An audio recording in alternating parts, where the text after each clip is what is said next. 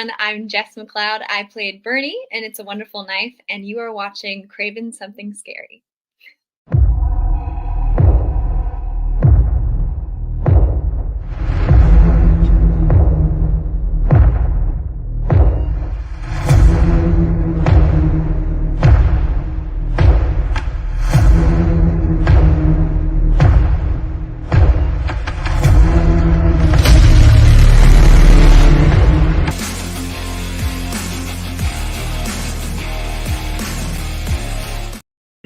Well, good evening, ladies and gentlemen, visitors, subscribers, patrons, and of course, my wonderful Cravenites. Welcome to Craven Something Scary, where it's all horror all the time. Well, tonight is an unscheduled stream, and I do these every now and then. Sometimes when I just feel like it, other times when there's newsworthy items that I feel like we should discuss live, that I want to talk about, not just in a video, but I want to talk with you guys in real time. And that happens to be what happened today. And also, it just so happens that this is going to be my last live stream in November. Yeah, this is it. The month is over. Tomorrow's the last day of the month. And for those of you who are familiar with my second channel, the Movie Bros React, my buddy over there, the Carbonite Jedi, also has his own great channel. Michael is flying in tomorrow morning from Colorado to spend about the Bros channel. I would really appreciate it because I would love more of you guys to be aware of the second channel. I don't talk about it nearly enough. And it's a sci-fi thriller called Millennium from 1989, and I've never seen it, neither has Michael. And everyone that we so far have scheduled on the panel have never seen it either. And thank you, Eric. Look, Eric's first one up. Quick on the draw. There it is. So, guys, if you're here and you're like, I've never heard of the Movie Bros React channel, I didn't know you had that, do me a big favor, and thank you, Katie, for posting it as well. If you could just click that link, either Eric's or Katie's, and go to the watch party there, hit notify me, smash the thumbs up button. And if you're not subscribed yet, we'd love to have you. We're at almost 700 subscribers, trying to grow the channel. So we would greatly appreciate that. All right. So that's my plug for tomorrow night's watch party and my other channel, which I never talk about. I need to talk about it more.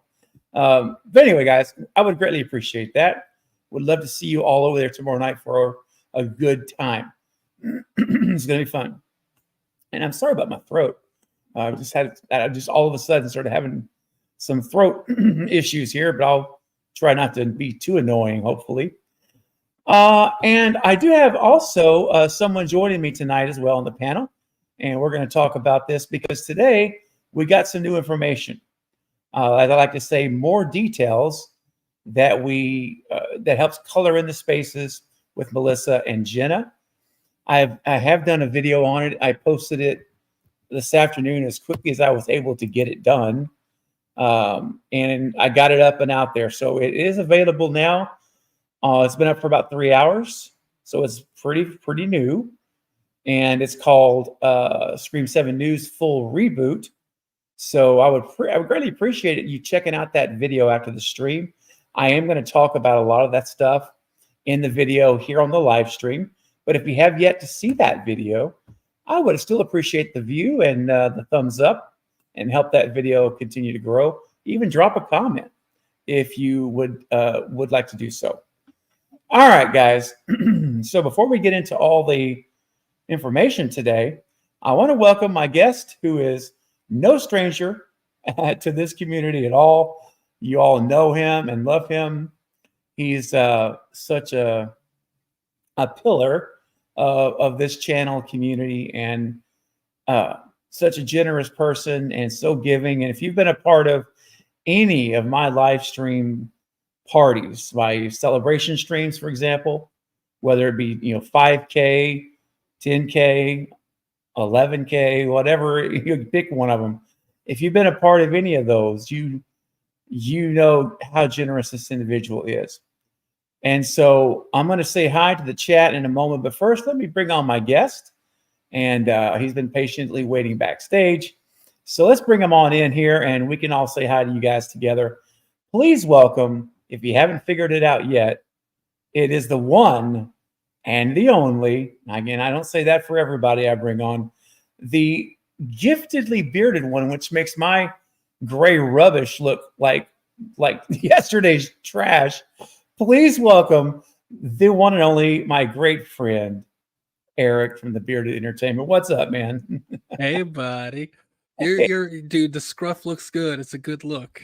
It's my winter coat. Man, I actually trimmed mine. Like you can't really see it because of the thing, but actually Oh, look at there. yeah, I got a haircut the other day, and as I was sitting there, it was just all like I was sitting like this, it was all like puffed out and like, there's just too much going on here. So I had to come home and trim it down and everything. So it looks good, man. It always looks good though, man. You always I just want to say something really quick about your intro because I was sitting back there. You got the tagline intro from Jess. They were that was the best interview, man. That was so fun. Oh, thank you, man. An absolutely great interview with that one. Just wanted to compliment you on that one in person. I appreciate that, Eric. Well, thank you. That means a lot, man. It really does. And I had a blast with it. She was they were so nice and I really loved it because after the stream ended, we talked for a little while and Jess agreed very happily to come back for the watch party of It's a Wonderful Knife, which hits this Friday on Shudder. It's going to be awesome. Worldwide, man. So yeah, I'm very excited. It looks like right now, not to jinx it, but I'm setting up a watch party in December. Now, this is hard to coordinate. It's hard to coordinate with one person. I'm trying to coordinate with multiple people. And so this is with busy schedules. With very busy schedules. They're making movies. They're all doing stuff. So, but here's the thing. If it all works out, I will have on the panel, I'll have Tiana Gordon, the production designer. I'll have the director of the movie, Tyler McIntyre. We'll have Jess McLeod, who played Bernie, who I interviewed. We'll have Jane Widdop, who was the lead character in the movie, who makes the big wish to go back and she'd never been born. So it's so funny because Jess was like, "Oh, we're all really good friends." She's like, they were like, I'll just probably have all of them over here at the house and we'll all just be in the same room together watching it. And I'm like, awesome. How cool is that? Like they're all on the couch, like hanging out together. Like a second rap party where they're just like, yeah. That's also just the Tyler McIntyre interview was also great. He was his advice and like just he was so down to earth about it. Like, hey, you want to do this? This is how you do it, man. He was also a fantastic interview. Congrats on that one as well. Oh, thanks, buddy. Thank you. It was really cool. And it was a little different than a lot of the interviews because we spent the first 15, 20 minutes not even talking about the movie. We were talking about philosophy of how you do things, his career, and giving advice. And I'm like, this is really cool. We're 20 minutes in and we barely even talked about the movie. And that was interesting. That was different, that was different than most of interviews. So yeah, he was cool, man. I've been so blessed to meet these folks. And Jess and I were talking about this. Again, this was backstage, just the two of us, but we were talking about how amazing it is when you meet people because you never know what kind of personality, attitude, any of that stuff anyone's going to have till you actually meet them. And it's really nice when you meet individuals that are making films, they're in the business, they're professional. But when you meet them, they don't disappoint you. They're down to earth. They've got a solid head on their shoulders. They're not divas. Yes, Val. Eric's playing with his box. I see that. I had to change the color. It was like the red wasn't showing up good. That's all right, man. And I get exactly what you're saying, and I think there's actually even a further removed part of it when you're meeting an actor who from a role. in your head, you kind of associate their personality with what you saw on screen. You do. You kind of have a little bit of that expectation. And when you meet them, you're like, okay, that kind of is you a little bit, but you're definitely, there's Jess and then there's Bernie. Yes, very much. And I think it's so interesting having that. And I think it works better that way. Whereas I think if you watch people, or like if you know someone personally, and then you see them play a character in a movie, it's so much harder to see that because you know you know them. So you're like, oh, that's right. Yeah, that's that's Eric. Yeah, what exactly? That's if believe me, if I get if Scream 7 comes to Wilmington, you might be saying that because you're going to be, oh, that's just Eric. That's just bearded. You know, that's whoever I get to be in the movie. Yeah, but, you know, it could be completely different kind of character, than your personality. With all this information, that we're about to talk about, I think Jess McLeod would probably be good in a Scream 7 movie. Oh yeah, absolutely. I can see it. I can see it. They got some chops, man. For sure. No, yeah. And speaking of chops, I hear a knock at the door. Now, I'm not necessarily, I think he's got the karate chops. He's got the pork chops. He's got a chopper bike in the garage. He's all about, no, I'm joking about that. I was just saying, I was like, who do I know? Because I know Jerry Wilson drives, I think Jerry Wilson drives a motorcycle. Yeah. Let me take that back. I don't know if he has a chopper in the garage. I was trying to think of anything I could think of with chop in it. Chop salad. I don't know. I'm running on empty with chop now, but okay. But he's a good friend, a great friend, great content creator as well. And I love having him on the channel. And I'm so glad he could join us. So to fill out the panel tonight with one more guest, and then we're going to get into the topic tonight. Please welcome, not the train station, but the destination station. Of course, I'm talking about Destin. What's going on, Destin? What's up, fellas? How y'all doing? Buddy? I definitely got the chop salad in my fridge. I got the chopper style. There we go. I wish I had a chopper, but no. Maybe one day. There you go. Hey, I got one of them right. That's all that matters. I got the chop salad. There you go. Are you a fan of Chop Suey, the song by System of a Down? Yes and no, for a good reason. Because why are we even talking about this right now? But okay, the chop came up. Yeah, I was about to say the chop came up. My first car wreck was while I was listening to that song. Oh, that's been a color thing. I flipped my car listening to that song. Dude, I can see why I'd have a little bit of negative memory association. Yeah, my parents weren't too happy. They're probably thankful you were still alive. So I was I was coming back from Rawhead Rex's house, and we lived on like some back roads that are real windy, and like my parents like built a house like way off in the woods, and the roads are literally like hilly and everything. So back then we used to listen to CDs, right? And he let me, I went to his house to borrow like a stack of CDs, but he didn't have them in a case or anything. They were just like stacked on top of each other. And I had scratches, man. Yeah, that's how you get scratches. That's right. We were teenagers, but of course, it was sitting in the passenger side of my car, and I was listening to that. He was like, "Man, you gotta listen to this," And I'm like, "All right." So I'm just like speeding to that song, being dumb. Went down a hill, it turns to the right. I started spinning, did a 180. I slammed on the brakes, which you're not supposed to do when you're sliding, and I flipped out into a field. And all I saw was all those stack of CDs just flopping around in the car, and I was just thinking, "Oh no!"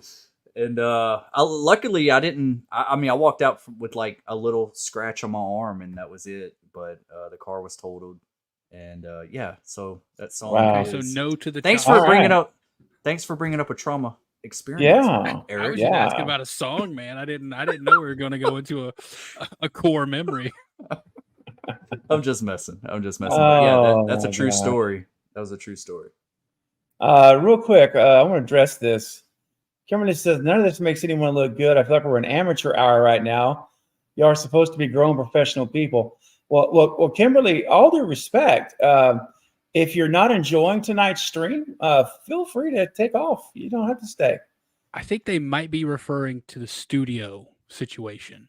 Well, maybe so. Maybe so. So, Kimberly, if that's the case, then I take that back. But if there's ever a point in time anyone's not enjoying it here, please, by all means, don't feel like you have to stay at all. Please don't. But Kimberly, maybe you are talking about the studio, but I just caught your chat and just caught my eye, so I wanted to address that.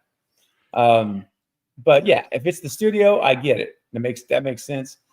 Otherwise, yeah, like I say, if you're not feeling the vibe, kind of like if you're surfing. Now, I don't surf, but yeah, if you're riding that surfboard and you're not in the wave, you can't catch the wave. Maybe just take off and stay on the beach for a while. Kimberly says, yeah, it's the studio. Okay, cool. No worries. No worries. I mean, Kimberly's not wrong, man. This is not. I know that is on true. Anybody's part. Although we talked a little bit about backstage, I'm sure we'll get to it. Yeah. In one regard, I'm actually on the studio side, so I'm sure we'll get to that, and I'll explain myself when that happens. Because people are probably gonna be like, "You're on the studio side." Exactly. Well, yeah, and I have, and I'm not a fan of the Spyglass executive. And I'm so glad the article that came out today, the Hollywood Reporter article that I did the video on, finally named the person that's been causing the issues, and they named him. And I'm like, this is the first time anyone's ever said that, because usually everyone says, "Oh, I know, I'm not going to say who it is." Like even Jamie Kennedy, I know who it is, but I'm not going to say.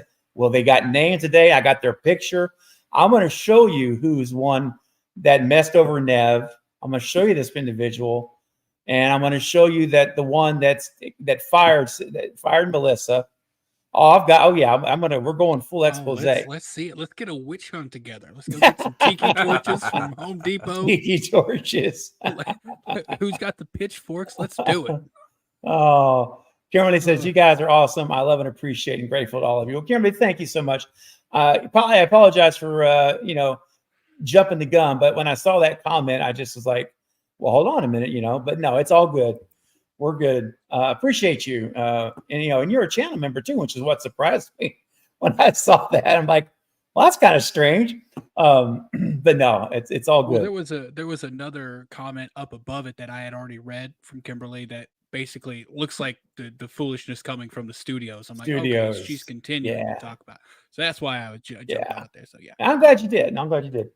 Horror Tori says, "I got the pitchforks." Let's do it, y'all. Let's go get this taken care of. Let's get this movie made in the best way possible. And I think we had a good director at the helm. I think he can make it work. Yeah, well, that's the thing. I'm so, even though all this is insanity and chaos has been happening, I'm so thankful. And look, this may be controversial, and I don't mean any disrespect. Usually when people say that means that you're going to disrespect. But I really mean that. I'm so happy that with Christopher Landon at the helm right now and not Radio Silence. All right, I'm just going to put that out there. And again, Radio Silence, I have nothing against them. They did as good a job as they could with the criteria they were probably given, where you're not going to touch the writing. So their hands were tied a little bit, which may be a reason they left, honestly, after that 2-picture deal. So I'm not making them out to be bad people or bad directors. But Christopher, I believe, with more experience, he's done more, and he's a double threat. Exactly. I think that I'm just glad he's there, and I also feel bad for the guy, because he is like he signed up for this movie and thinking one thing, and now it's just flipped upside down on him. But you know what? I believe he will make it the very best of this that he can make it. Kind of like, and I hate to say this reference because I can't stand these movies, but when Rian Johnson came in and destroyed the Star Wars sequel, Episode 8, and then went back to J.J. Abrams, he had to try to salvage the mess that Rian Johnson created. This is all from my perspective. But in this case, I see it kind of like the studio head, who I will talk about in a minute, who's made this mess. Christopher's going to have to clean a lot of it up. He's got to take whatever's left and just make it work. but I believe he can, guys. I'm glad he's there.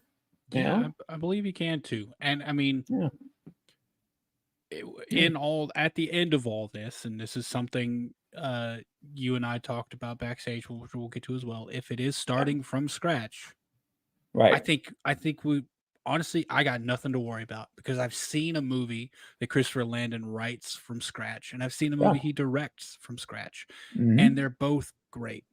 So if he's got no boundaries to work within other than a budget, bro, he's going to make a good movie. I agree. Yeah. I agree. Hey guys, we got a birthday shout out coming here. It says, Adam says, it's my 32nd birthday. I need a Craven shout out. I got a shout out from Lee from Drum Dums earlier. Oh, cool. Adam, happy birthday. Happy 32nd Happy birthday, Adam. That's awesome, man. Eric's going to do a little dance for you. Go ahead, Eric. You a little dance. And that's all I want to say. I don't know who you talking to. I know. That's I was like, the next line there is not one that's like, no, I got to stop right there because, yeah, I'm just messing around. Oh, no, I was like, okay, I'm looking around while Craven's like, okay, I can't say this next line. No, I can't. Adam, happy birthday. Seriously, though, glad you're spending the last of this day with us. And I hope you have a good rest of your little birthday time here hanging out. And Val's got to take off. Not been feeling well. Val, we love you. We appreciate you. Thank you so much for hanging out tonight for as long as you could. You get some good rest, my friend. Okay, get some good rest. We'll see you soon. Yeah. Have a good one, General. Good night, Val. Take care. All right, so guys, real quick, I want to say hi to the chat. There's again, 30 some odd people in here now with nearly 40 folks. So obviously can't get to everyone's name, but I just want you guys to know I'm scrolling through literally right now from the beginning, and I see a super chat. Don't worry, and I see some anniversary there. Don't worry, I'm getting there. I'm just scrolling through, and I see everyone that's left a comment, and I thank you so much for being here tonight, guys. I appreciate you all very, very much. And Caden says streams are always a blast when it's you three on the panel. All right. Well, that's awesome. Usually I think so too. Me arguing with Destin over theories. That's usually what it comes down to. At some point in the night, I'm sure. Separate us like children, I know. Children. Back to your corner. Exactly. Well, I mean, now there's a couple theories that we don't got to worry about. True. A lot of that stuff's resolved. Sam becoming Ghostface Yep. out the window. That's Christina all over now. Carpenter out the window. Yeah. Like, oh yeah. None of it. And I'm so thankful because. But it just brings on more theories now. Well, it does. You know what? Yeah, because as of right now, no one is coming back. So you can bring up as many theories as you want. Mm-hmm. Yep. But no one's coming back. So not I have yet. some thoughts. And we're going to get into those thoughts, and we're going to hear from everybody on the panel tonight. I've got thoughts. Eric's got. We all do, and I'm sure you guys in the chat do too. So we'll look to see what you guys are thinking about stuff. And we've got an article to tear apart. Even though I did a video 3 hours ago, again, please go check it out after the stream. But I felt compelled to do a live stream, impromptu, unplanned, because I wanted to, first of all, close out the month of October, the month of November with all of you. This is my last stream for the month. And so I appreciate that factor.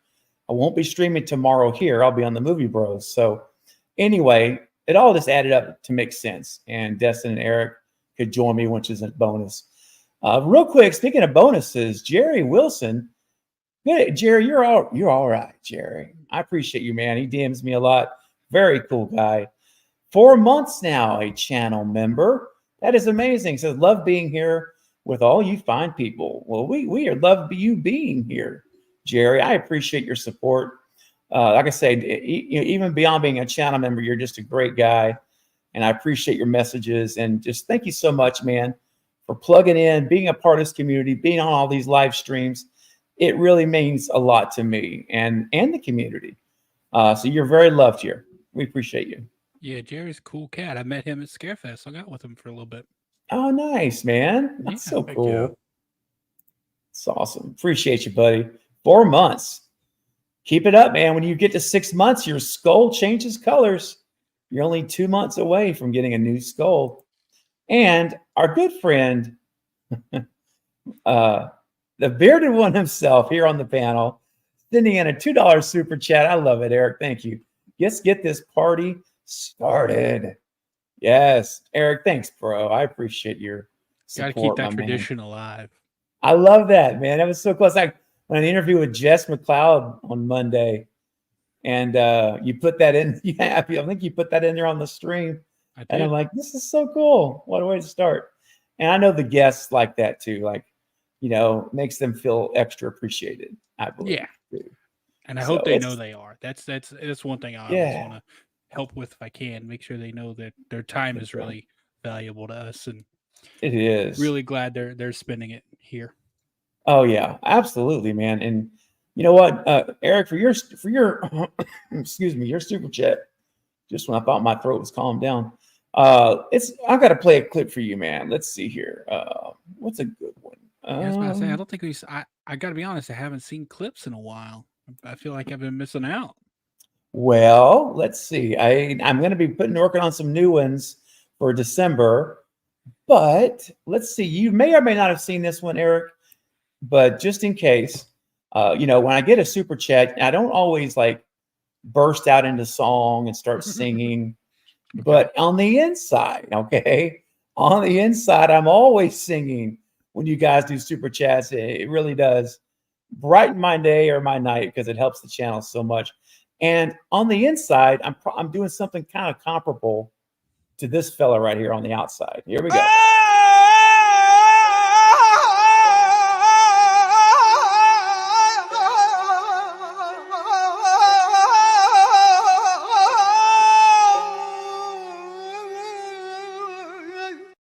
Yeah, that's he was putting his heart and soul into that, bro. He put all the life he still had in him into that scene.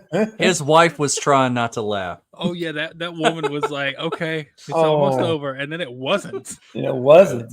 He just kept on going. But wait, there's more. The kid's like, "Dad, you had one too many to drink. Sit down." Love that clip. That was so good. And it's so out of nowhere, like so random. Yeah. Oh man. Hey, I want to give a quick shout out though. Bobby's Breakdowns. Bobby, what is up, dude? Good to see you. With the new schedule, I can actually attend these. Does the video title say Reboot? Yeah. In fact, let me stop there.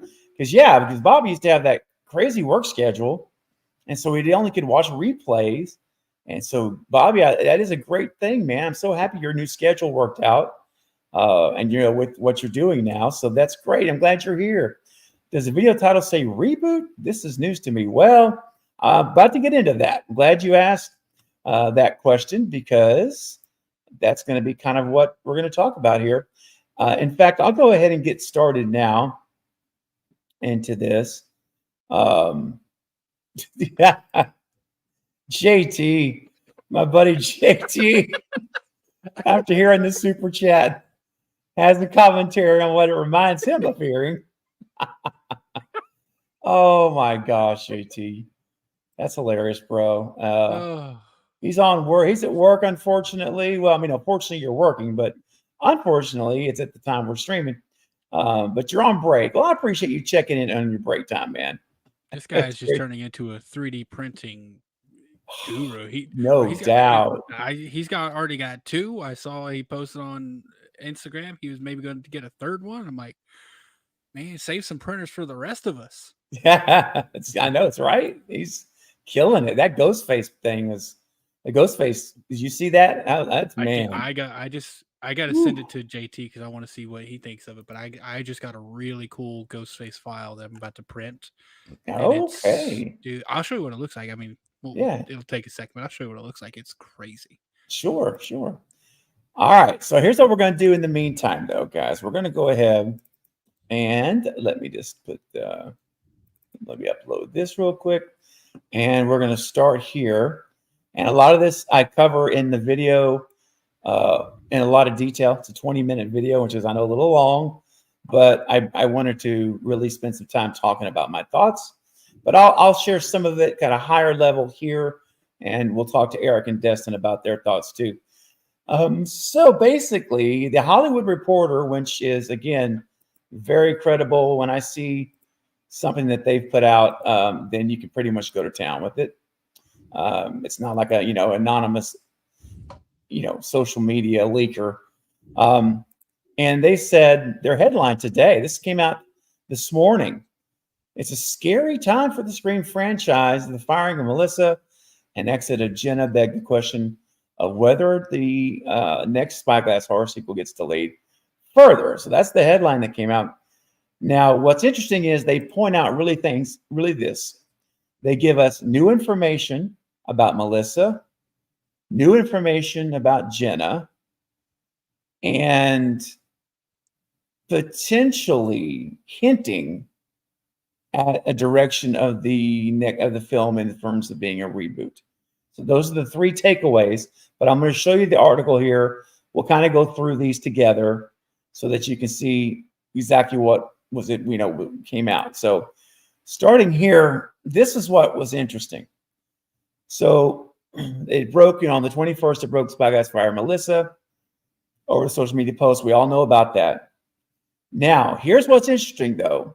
If you go to the last two lines here, it says, before her firing, sources say her deal to return as Sam Carpenter, the lead character she introduced in Scream 5, I'm going to call it 2000 Scream, had been, finalized. Mm-hmm.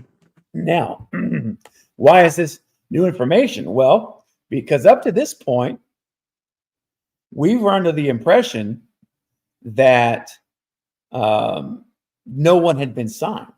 There was a rumor that came out earlier in the year, probably I would say May timeframe. There was a rumor was going around saying Melissa had signed, and some of us even said the core four signed, like all of them had. Well, what this article is telling us is that they actually did sign Melissa before the strike. She was under contract, which guys, it adds up, because when this all came out last week, remember the verbiage was they fired her. Remember that? And I'm like, well, how can you be fired if you're not under contract? And so they used the language, they fired him. And sure enough, according to Hollywood Reporter, the sources here are telling them, bottom here of the paragraph, that she her deal had been finalized. So she literally was fired. Okay. That's what we know about. That's new information about Melissa. So before I go any further, not that it makes a huge difference, right, in the outcome, but it's just new information. It's clarifying things. How do you guys feel about that? Like, they actually negotiated a deal. Melissa agreed. She was under contract, and these things happen on social media, and they took the hit and fired her. And I'm sure it cost them money to fire her.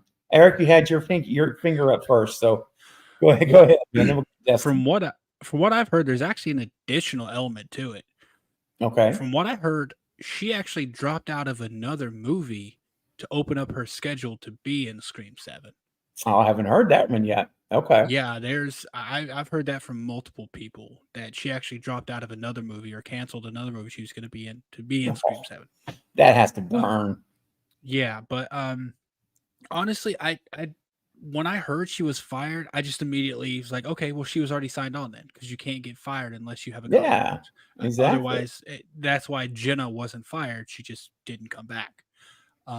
Right. Or whatever. She didn't quit. She just not returning. Mm-hmm. So yeah, when I heard that, I was just like, okay, well, she obviously had a contract, or else they wouldn't have fired her. They would have just not written her into the story.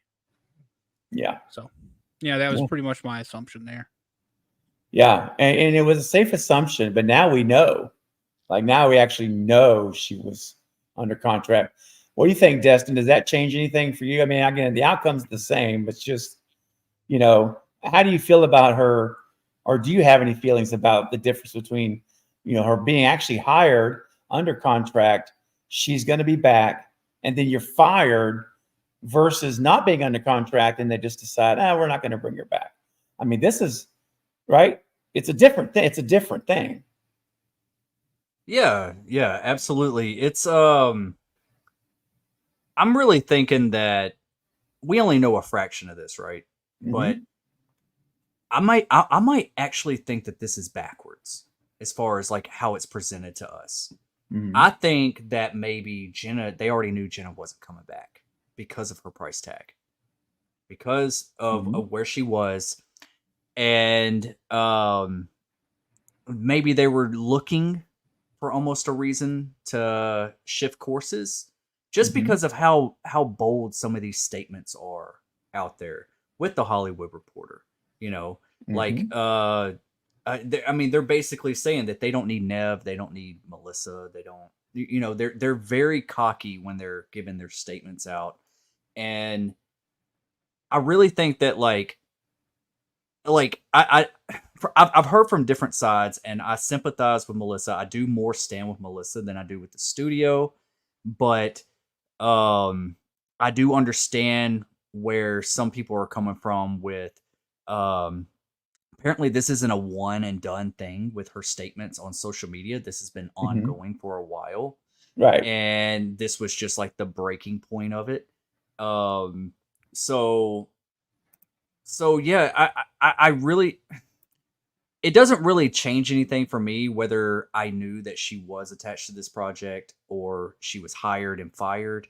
I think that she's obviously the first person you want to make sure that you got in your pocket, you know, especially when you're writing a Yeah. script. You want to make That's sure right. you got her. But if they knew in the back of their mind they haven't closed a deal with Jenna, and then they knew that like it doesn't look like Jenna's going to move, I really think it's backwards. I think the information came out a day after Melissa, but I think that Jenna dropped out before the news of Melissa getting fired. That's Yes, what I and we're think. actually going to get into that. There's more of the article. The next part of the article, we talk about Jenna, and some of that comes out. So Yeah. you're on the right track. Yeah, you're on the right track. And you know what else is on the right track, guys? Bobby's breakdown sending in a $10 super chat. That is awesome. Bobby, thank you, my friend. Says, love that hat, Destin. Project Rock. Where did you Yep. get it from? I like it. Yeah, I actually I got it at Under Armour Okay. back in Memphis, Tennessee before I moved here to Texas, and it was like right when I guess like the Rocks, you know, line was coming out, and out of all the hats, I have a couple of them, but this was my favorite one. But I haven't seen it re-released. I haven't seen many people with it, so I do get a lot of compliments on it. People are like, "Man, I haven't seen that style," so I'm glad I Yeah. picked it up when I did. But yeah, love it. I Yeah, I got got some good his stuff. shoes and a couple of the shirts, but they also Yeah, sell them at Dick's Sporting Goods, so you could try checking there if you haven't Hmm. found it. yeah, yeah, There you yeah. I got go. a couple of his shirts and hoodies too, like Rents Due and all that kind of stuff. Mhm. So yeah, good stuff. So, so hey, man, Thank you, Bobby. listen, Dick's Sporting Goods, any of these folks looking for a channel to sponsor, I would consider all offers. If you have a store, just contact me. You can reach me on social media or email. No, I'm just playing around. Man, I've honestly a little shocked that you haven't gotten one of those like who are the ones like Raycon? They sponsor a ton of videos and the Dude, I've been approached by about 5 companies already, and okay. it's just the people that have reached out to me. It's just not my vibe. But I've just turned them all down. But I've got offers from a few folks. But NordVPN, I'll that's another one. oh, that's another one that's very popular. NordVPN is Yes, all over the place. So it I, is. I noticed that like right whenever they first started Ridge Wallet, oh yeah. they sent me a free Ridge Wallet and I promoted it on my channel, and now it's like blown up. I see like big YouTubers like Yeah. promoting it all the time. So I was like, oh wow. And they sent it to me for free too. Those wallets are not cheap. Hmm. So Man, I gotta get on it. Well, I gotta get up there so I can get those free things. I mean, that is the cool thing about it. Like, I haven't done it, but they're all like, we're going to send you free product that you can mhm. use. And I'm like, but here's the thing. if I know my heart's not in whatever it is, I don't want to steal from anybody. I don't want to take their product and not, I got to sleep at night, So for me, I have to. Now, if I believe in it and I'll promote it, like Destin, you promoted it that's different. I'll jump all over that any day. I'm just waiting for the right one to come along. So if you're out there listening, I'm open. My ears are open. My ears are open. For the right thing. Right thing. I really did it because it was my style. I like the minimalist. Oh yeah, wallet. makes sense. Yeah, and it was carbon fiber too. So I was like, sweet. Yeah, that's cool. And Bobby says, and as always, you the man, Craven. Well, thank you, Bobby. I appreciate you, brother. And for your $10 super chat, that is so generous. And I say this all the time, but every time you send in a $10 super chat, I just can't get away from the beautiful shade of yellow. And it's Spicy very mustard. It is. It's so spicy. So now we're up to over 50 people in the chat. So if you're new here tonight, first time visiting the channel, I'd appreciate you subscribing tonight. Hit the like button on this stream if you're having a good time. We're just kicking back, talking Scream 7. We're going to get back to that, but there's a tradition on this channel.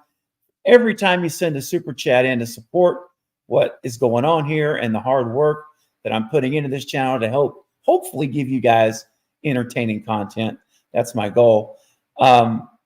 Anytime someone does that, I get to play you a really fun, silly, in some way, very unusual clip generally. So in this case, this is about as unusual as you may see. This is our spicy mustard. It is a fan favorite, or not fan favorite, but a channel favorite. It's the word. It's a channel favorite from everybody. And then I've been sworn to never delete this, so I will keep it. And if you're new here, well, just buckle up, Buttercup, because it's time to grab some spicy mustard, and I need you guys to sing along.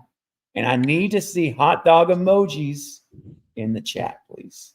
All right, let's do this thing. You guys ready? Destin, you ready? Eric, you ready? Okay, here we go. I think so. All right, man. Unmute your mics now. Let's sing this thing together. Spicy mustard time. Let's go. Do you feel the hunger tonight? Hunger tonight. Yeah. Are you a little hungry? I wanna be a hot dog. Be a hot dog tonight. Hot dog. You wanna take a bite? Spicy mustard like Eric. I'm a hot dog. Wow. Eric, give me your wow, buddy. I need a wow from you. Wow. Destin. You gotta have the side look too. It's like wow. Yeah, you gotta hike that. You gotta hack that head over. Yeah. Wow. That's a lot of hot dogs in the chat. Bro, I'm seeing a ton of hot dogs coming in. Oh, it's beautiful. Just waiting on the message from Chrissy, my fiance. Every time she hears me sing that song, I usually get a message. She's just like, I want a divorce. I love it. Every time I'm grilling out in the backyard, man, and I'm like my kids will only like really eat hot dogs or something basic, and I'm like, I think about this song and I'm just like flipping hot dogs and thinking about you guys. That's great. I love that, dude. Oh my gosh, yes. The chat filled with hot dog emojis. Lots of wows. Yeah, there we go. Wow, that's right. This is good stuff, man. All right. So let's take a look here. Thank you, Bobby, again for that.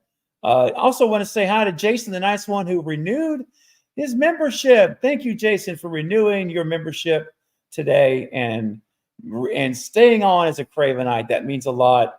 I appreciate your support, buddy. Thank you for that. And Kyle from Fletz Movies and Pop Culture 13 is celebrating 11 months as a channel member tonight, which means next month, Kyle, when you renew your membership, you'll hit month number 12 and your skull will turn gold. So you will have a gold skull by your name, which is highly coveted here on the channel. People want the gold skull. but you got to be a member for 12 months, 1 whole year to get that gold skull. You're almost there, buddy. You're almost there, Kyle. Thank you for your support.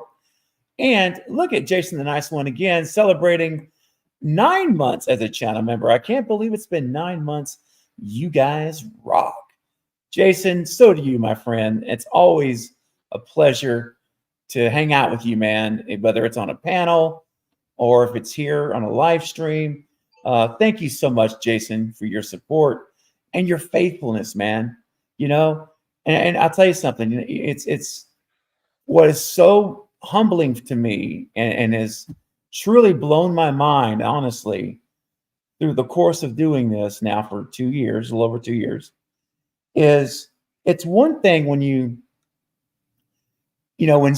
look, and I don't want to put this the wrong way, but when someone comes and is a part of the community and they're here for, maybe a month or two, that's awesome. And then all of a sudden, though, you notice that this individual was just gone, like what happened? And they're not back, they just stop coming, or they come back sporadically. And I know that not everyone can be here all the time. I don't expect that. But my point is, when I see someone and, here in the community that is here all the time, supporting the channel every month, and here we are at like 9 months, 11, 12 months, folks like, some of my Gold Skull members that I have now for, 18 months, 20 months. It's so humbling to think that the work I'm doing here, the content I'm creating, that it interests you guys enough that you are here for the long haul, that you're committed. You're here. It just, it's hard to put it exactly into words, but it means a lot. So I'm trying to say, you guys, it means a lot to me. So Jason, thank you for your 9 months of support and just being here on all the live streams, all the watch parties, dude. Thank you, Jason. I just want you to know, my friend, you make a difference. All right. And I hope that you know that you do. You make a difference.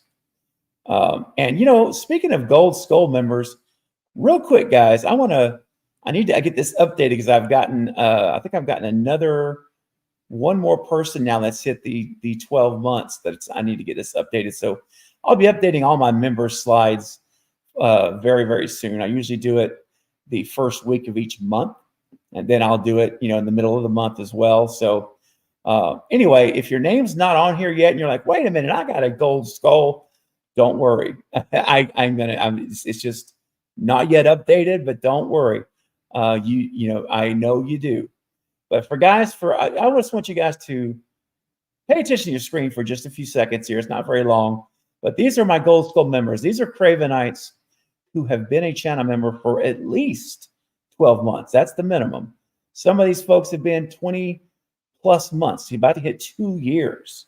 So please welcome, guys, the Gold Skull members.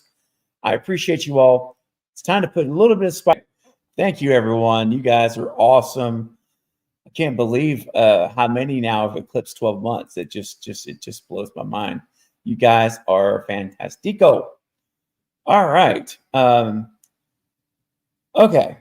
Now, kind of getting back into things. I think I've got caught up on anniversaries and super chats. And I hadn't even mentioned super chats tonight, but as always, they move to the front of the line. So if you'd like to weigh in with your opinion or your ideas for Stream 7 in the conversation, I'll certainly try to get to your chat. But with 50 folks, it's just going to be impossible to get to every chat. We know that it's just not practical. But if you do want to send in a super chat, I will move you up to the front of the line, my friends, and make sure we'll do that. And yeah, it helps the channel. So it's a win-win. All right, so let's get back to it. The article now today, it continues, and it turns the focus to Jenna Ortega. So on November 22nd, came the news that Barrera's on-screen sister Ortega quietly exited the franchise. Now check this out, guys. Months earlier, she backed out. Schedule issues were cited, but sources say Ortega, who has skyrocketed from child star to supporting player in last year's Scream to the A-list now. She's an A-list actor now. Thanks to her turn in the Netflix series Wednesday, she asked for a bigger payday for the 7th installment, commensurate with her status. Unlike Barrera, sources say Ortega had no deal in place.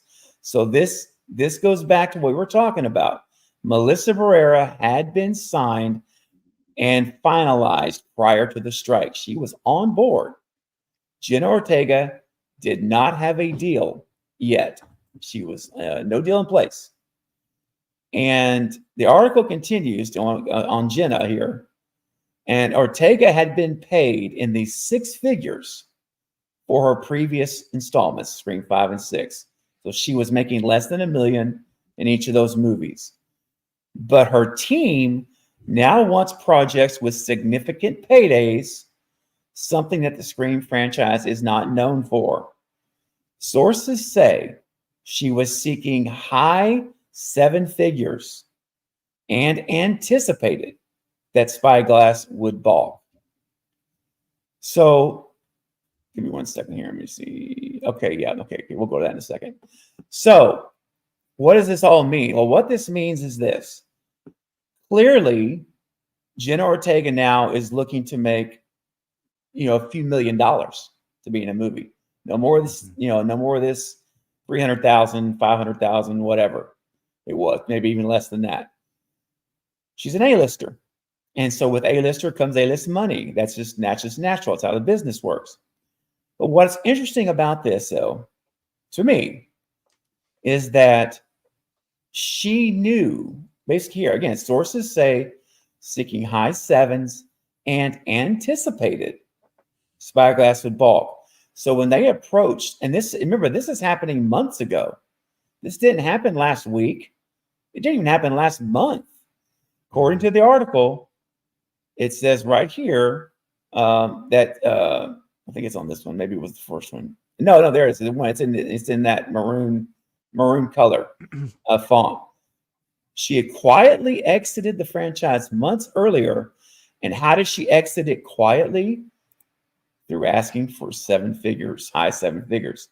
She asked for a salary that admittedly, the sources say, they anticipated, they knew that it's not going to work. Spyglass was not going to pay it. Okay. Eric, you want to interject real quick? Excuse me. If they're saying months ago, yeah, that means the actors' strike only ended the November 9th. Correct. So if it was months ago, it would have had to been before the actors' strike started, and that was July 14th. Yeah, that's right. So that means she's been out for ages. June or July, she's been out of the movie. That's right. It just was never made public. So all this time, we're all speculating about Jenna and opening kill and all this other. We've got these scenarios and theories. We didn't know that she actually was gone. She was never coming back. And so Christopher Landon probably already knew he would have wasn't coming. Yeah, they would have told him that. Yeah. And this is something where we talked about this backstage. This is something where I'm on the studio side. Right. Yeah, I mean, if you're deliberately if you come in, and I'm not going to say overpricing, but you gotta know your audience. And what I mean by that is, like the article says, Scream is not known for paying these huge exorbitant salaries. The budgets for these films are $35 million. That's for everything, Now maybe it goes up. I think it's going to go up to probably 40, or so, maybe 45 if they're really generous. But that's not been the case for Spyglass, showing generosity. So I imagine 35, 40 again for 7. Well, if you got an actress coming in that says, "Hey, I want 5, 6, 7 million," dude, you can't. I mean, that's one person. That's one character in a movie.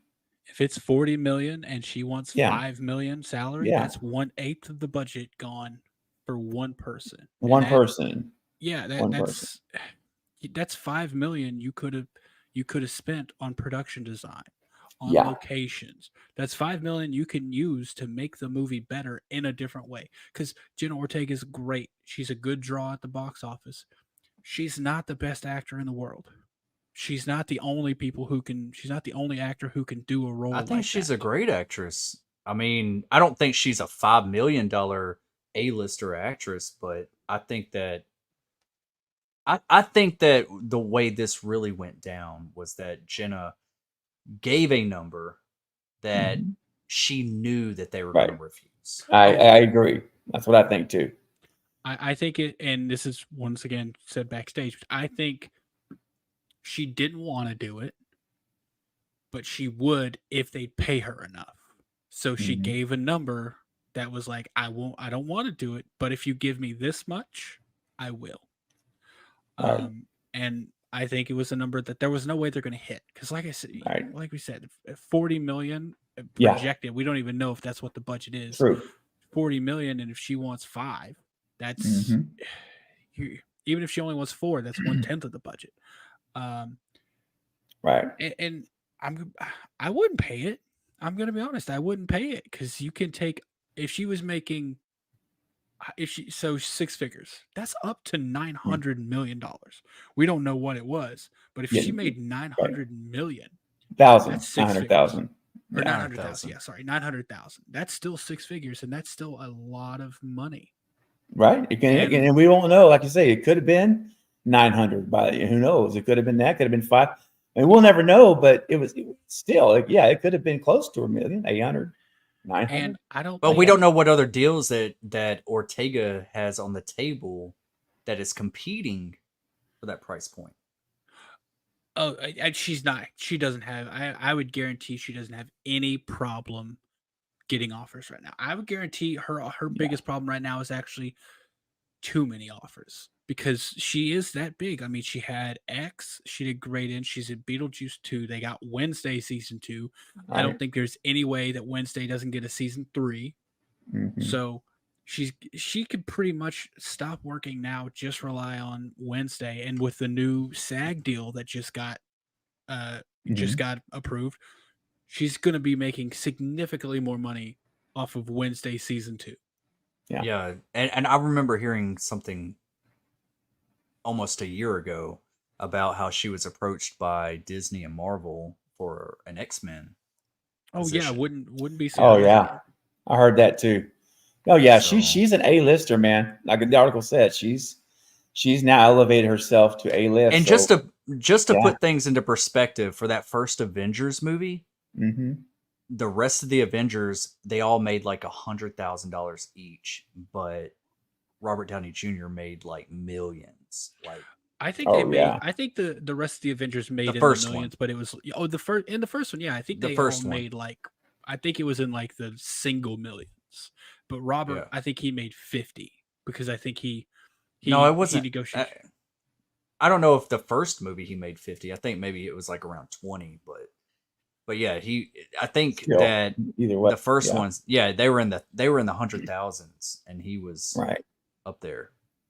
So, Yeah, and again, this is, Scream is a, as far as slashers go, it's a high budget film, in the world of slashers. I mean, most slashers, you guys know, even now you can make, there's slashers being made everywhere for $1 million, I mean, to $1 million. So to have 35, 40 million, that's big. Scream's big time in the slasher genre. yeah. But you got to think that you got to cover everybody's salary with that 40 million. Let's just say it's 40 million. And I think you're right. I mean, Jenna is, according to the article, once again, guys, Hollywood Reporter is reporting this. She had quietly exited the franchise a month earlier. So we don't know when that was, but at some point, a few months earlier, she decided, they pitched the idea of this 7-figure, high 7 figures, it says, seeking high 7 figures, and anticipated that Spyglass would balk, and they did. And to Eric's point, I don't disagree with the studio, because if, look, this again, if this was one of these $200 million budget films, then hey, okay, pay her like $7 million or whatever she wants, $5 million. But this is a much smaller, in terms of comparatively speaking, a much smaller scale. So you can't just pay her and then you got the whole Nev situation, which we'll talk a little bit about that too. We'll get to Nev, and I still think that Nev's on the table. I'm not, I know it's looking grimmer for Nev, but I'm not giving up on it yet. I still think there's a chance that that we could get her back. But this is what we saw this morning in the Hollywood Reporter. Now, here's something I want to talk about, and Destin, I don't know if you are aware of this part of it or not, but what's interesting is this is the very first time that I've ever seen any article to actually call out by name the individual who is responsible for not paying Nev and for firing Melissa. And I said, oh, wow, Hollywood Reporter is going for it. They listed the person out by name because everyone I've seen up to now, even Jamie Kennedy, and that guy, well, he's pretty loose with his talking about stuff. He never would say the name. He's like, I know who it is, but I'm not going to say who it is. Well, guys, we have it right now in print today. The name of the studio executive at Spyglass, who's, it was the disruptor. I know the disruptor is usually used as a good thing. People just written in social circles, the disruptors. Not in this case. This is the guy who last year said no to Nev Campbell. We're not going to pay you that. What you're worth. You're not, and killed the deal. This is the individual that fired Melissa Barrera. All right, it's the studio head of Spyglass. And let's read the article. Let's read it right here. Spyglass head, here it is. His name is Gary Barber. So let me, Destin, let me paint the picture. I meant to do this before I let the cat out of the bag. Remember this franchise, and I hate to sound like a superstitious guy, I'm really not, but this franchise, Destin, has been snake bit by studio meddling. Yes. And right, ever since the first movie, they were questioning whether or not they were going to even continue making the film. And remember, Wes had to take dailies of the Casey Becker murder scene. He stayed up all night with his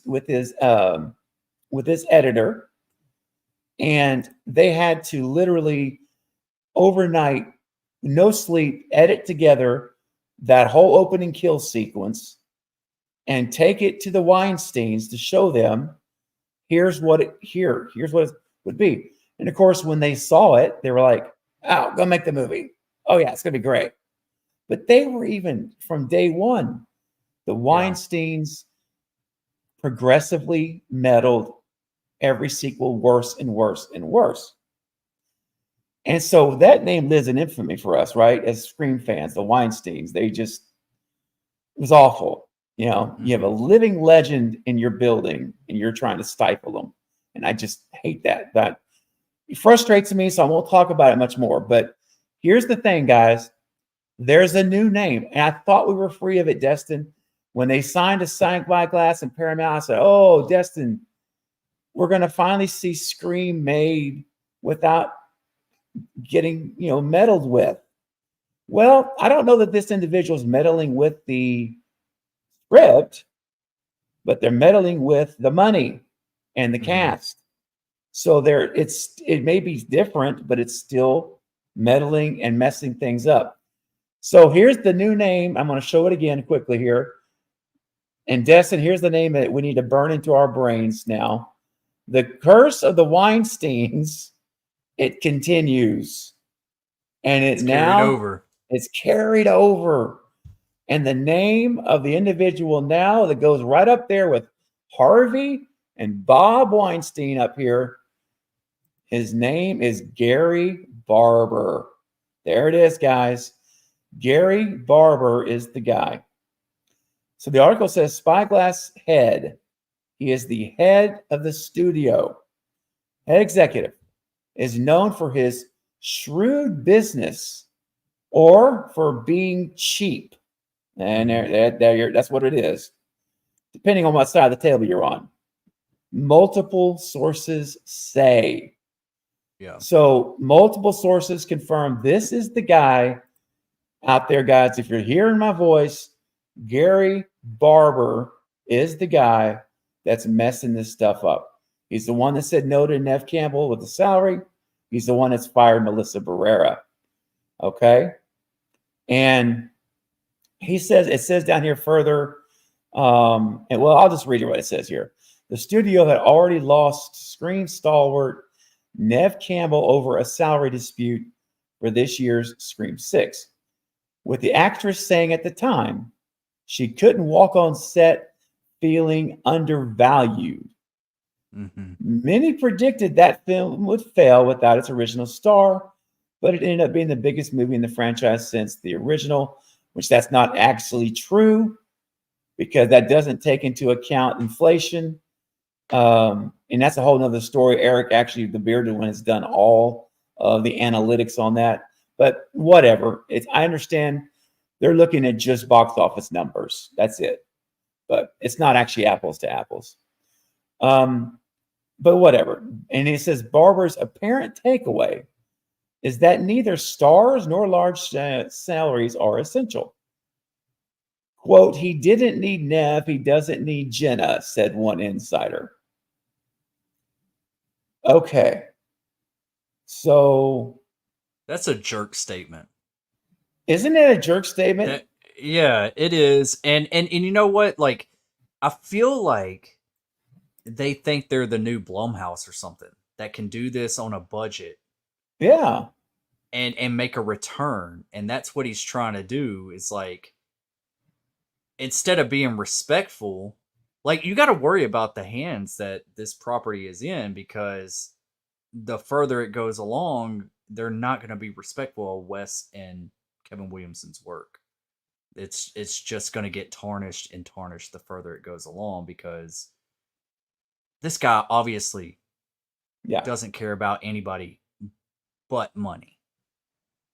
Oh yeah, he's looking for a profit, and that's it. That's it. It's all about the Benjamins, babies, as I used to say. Yeah, but not in a good way. Like, not in a good way.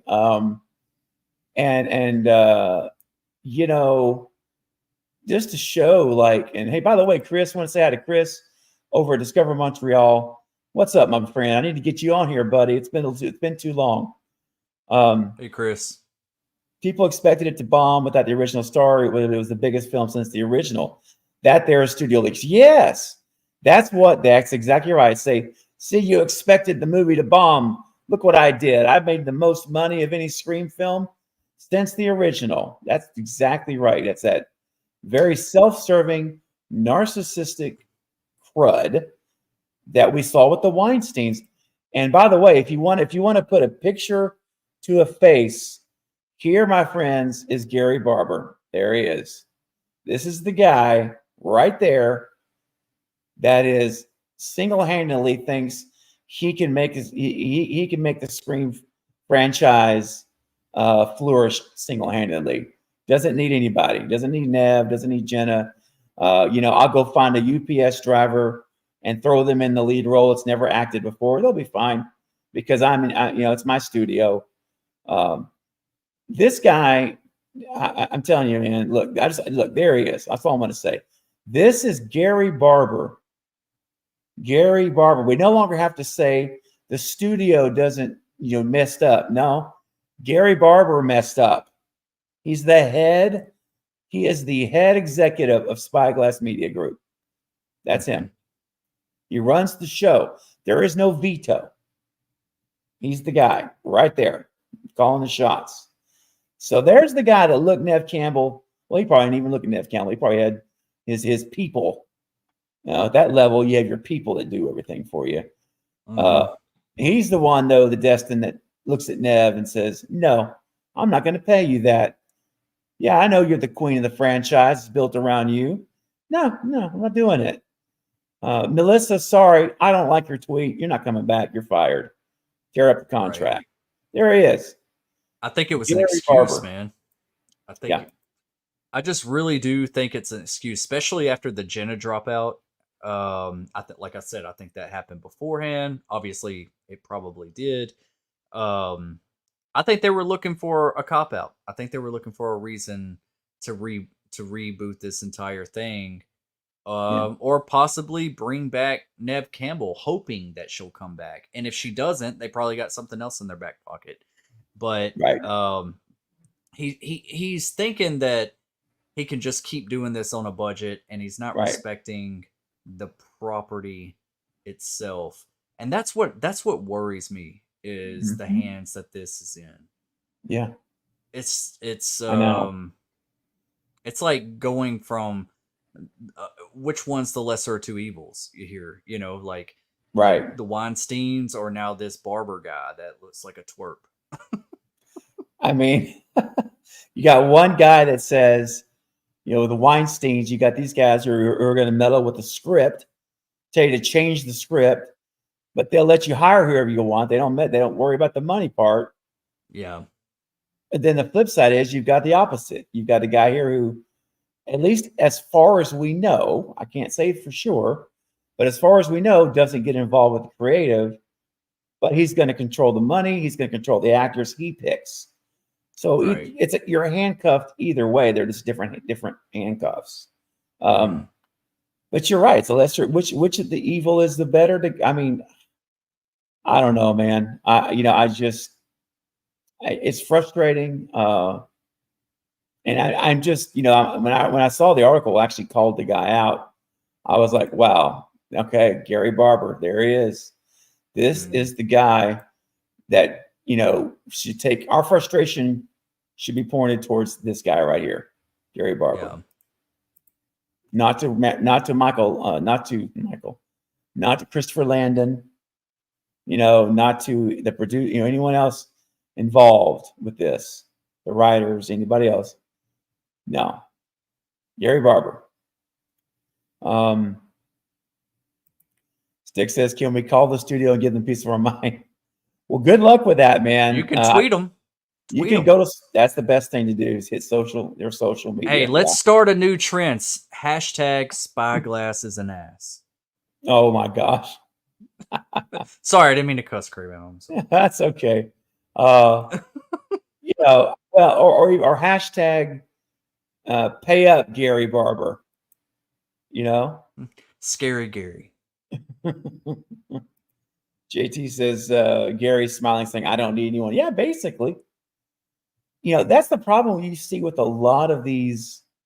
Well, I'd say a lot of these, but Eric, he's got a punchable face. He does. Eric, I know. It's kind of, it's interesting when you see something like, you could kind of picture him being that way. I don't know. Just like, oh, this guy.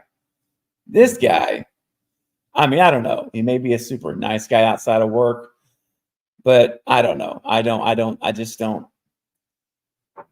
It's frustrating to see the absolute power, what it does to these studio heads. Not all of them, but folks like the Weinsteins, we saw it. We're seeing it now with this guy, Gary Barber. It's like the power just is too much. They can't, it consumes them, and to the point that the narcissism is through the roof. Right. And, and I said this before Scream 6 came out, that it's a double-edged sword with the whole Neve Campbell situation. That was all big news then. Yeah. And I said it back then. I said, this is either going to be good or bad, because if this movie is super successful without Neve, then from the business mind standpoint, we don't need her. We don't have to have that big price tag. That's right. And that's where they're at right now. That's where he's at. And this is exactly where I was afraid to be. Yeah. Well, and here's the thing. Here's the bad logic in that. And I think you're right. That's what he's thinking. But see, I believe that Scream 6 did so well not because Nev wasn't in the movie. The reason it did so well is because Jenna Ortega was in the movie. She is who I believe brought in the people. Those ticket And the sales. marketing was great. Mhm. The marketing was awesome. It was awesome.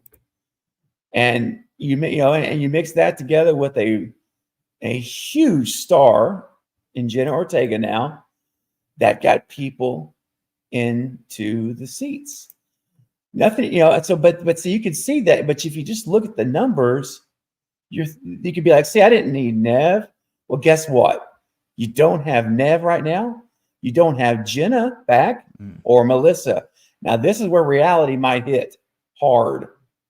Because if he lowballs this stuff, Destin, and we get a bunch of people in here, we get a bunch of people in here on low salaries that have no draw power, and he's thinking that he still can, wield his wand of 160 million in the box office. He may be sorely mistaken, because let me tell you something. Scream 4 is a movie that had a legend at the helm. Wes Craven, a lot of star power. That movie made $90 million worldwide. Absolute travesty. It's just ridiculous that it didn't make 160 million. But my point is 5 and 6. And it was absolutely my favorite sequel. And so I think that, you know, when you look at Gary Barber and what he's done and what he's doing, I think that his ego may be the downfall. And I hate to say this. I hate to say it, because it's my favorite franchise. I love it. You guys know how passionate I am about the franchise, and I will continue to be. But I swear, if this guy continues to make poor judgments because of his ego, and this movie tanks in the box office, and we lose Scream for 10 more freaking years, I am going to be furious beyond furious could be. And it will be sad, and it'll be heartbreaking and frustrating, because it was all there. He could have had it. He could have had Nev. He could have had Jenna. He had Melissa and fired her. This could have been done. Now, you know, Jenna, that's okay. I'll give you that. That's arguable. But even if you couldn't get Jenna, you could have Nev, could have had Melissa back. You know, this movie it still has potential until I hear Nev Campbell come out and say, I'm not coming back. If she says that, Lord bless Christopher Landon. I believe he can do it, but it's going to be a hard construction job to get that movie into something. I think it, man, and this is something I said. Sorry, I had to jump off for a work thing really quick. Right. But I don't know, man. I said it before while we we're backstage, and I'm hopeful either way. Even if Nev Campbell says she's not coming back, that gives Christopher Landon and whoever's writing it. I've heard James and Guy. I've heard some say Guy isn't returning. I've heard that's what I've seen too. Just James, it gives whoever the creative team literally endless possibilities. And I think that's what we need right now. Because and here's the thing, you don't got Nev, you don't got Jenna, you don't got Melissa. There's nothing tying you to a story anymore. You have Ghostface, you've got the Stab franchise in universe. There you go. You have infinite possibilities around the entire world to make a Ghostface story from. And obviously I'm still like fingers crossed, praying to every god I've ever heard of that we get a final Stu Sydney showdown. Me too, man. Me too. And for me, best case scenario is that. However, if that's not the case, ground up. Built from Are y'all not gonna feel just the slight bit the same way you felt with Scream season 2, where you don't get that. You don't season 3. get like Oh no season 2. Like you season don't 2. get that. Yeah, you don't get that conclusion of Oh yeah. this story continuing. Like it's just like cut off. No. We're stuck though. That's the problem.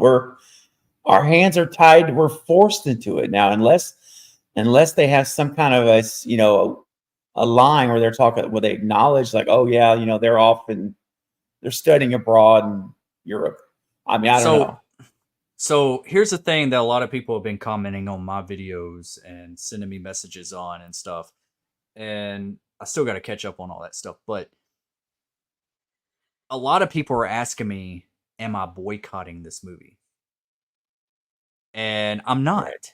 No, not. And I was going to ask y'all too. So I just hearing y'all discuss it, I'm like, okay, so y'all aren't either. So oh no.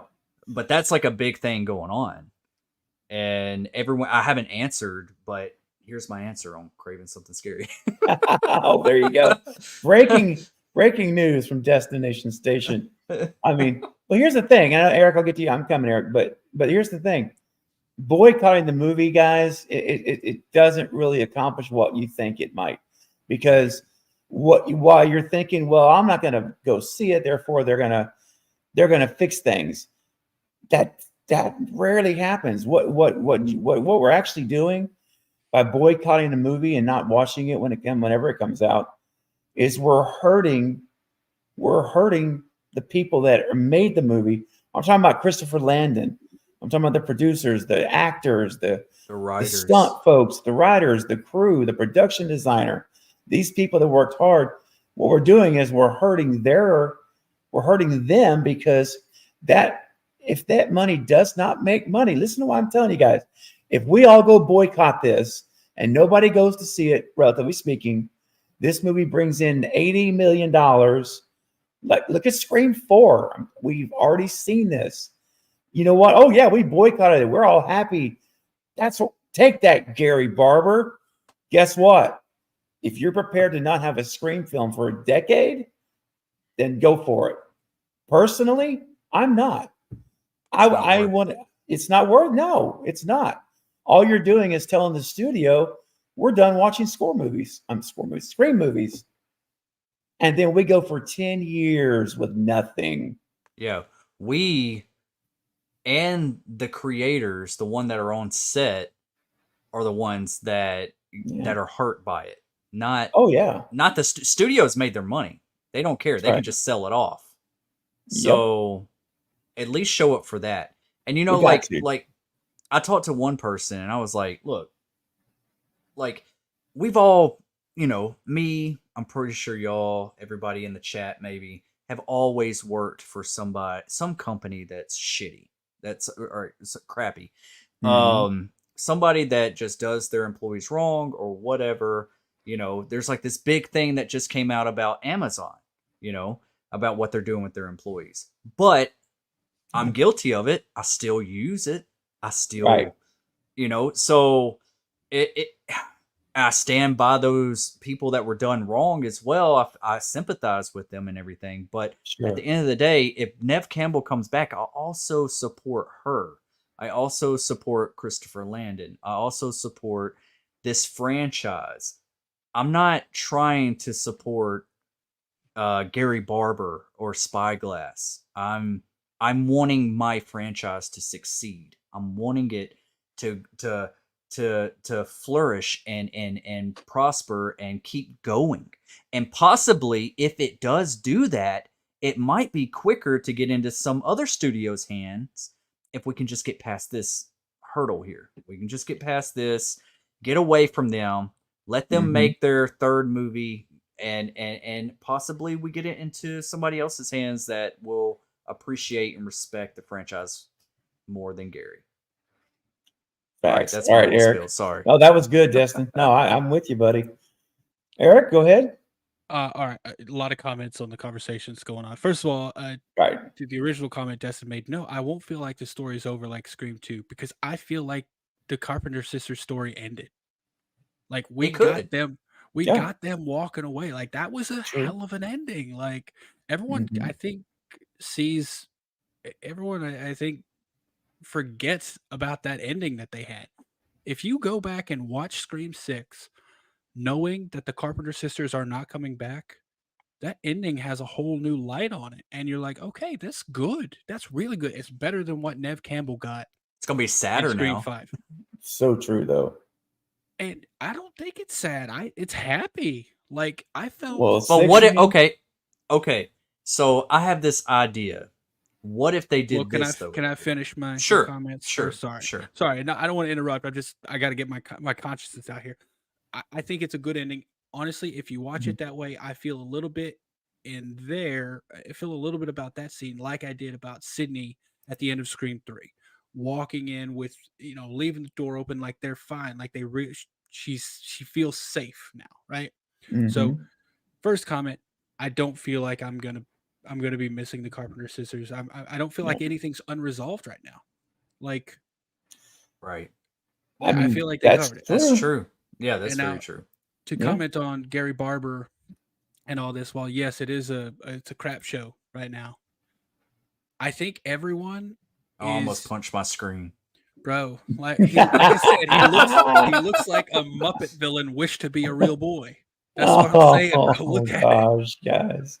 But That's him, Gary Barber. He's the one that's responsible. Here's the thing. While I don't agree with what he's doing, it feels like no one is even giving Scream 7 a chance anymore.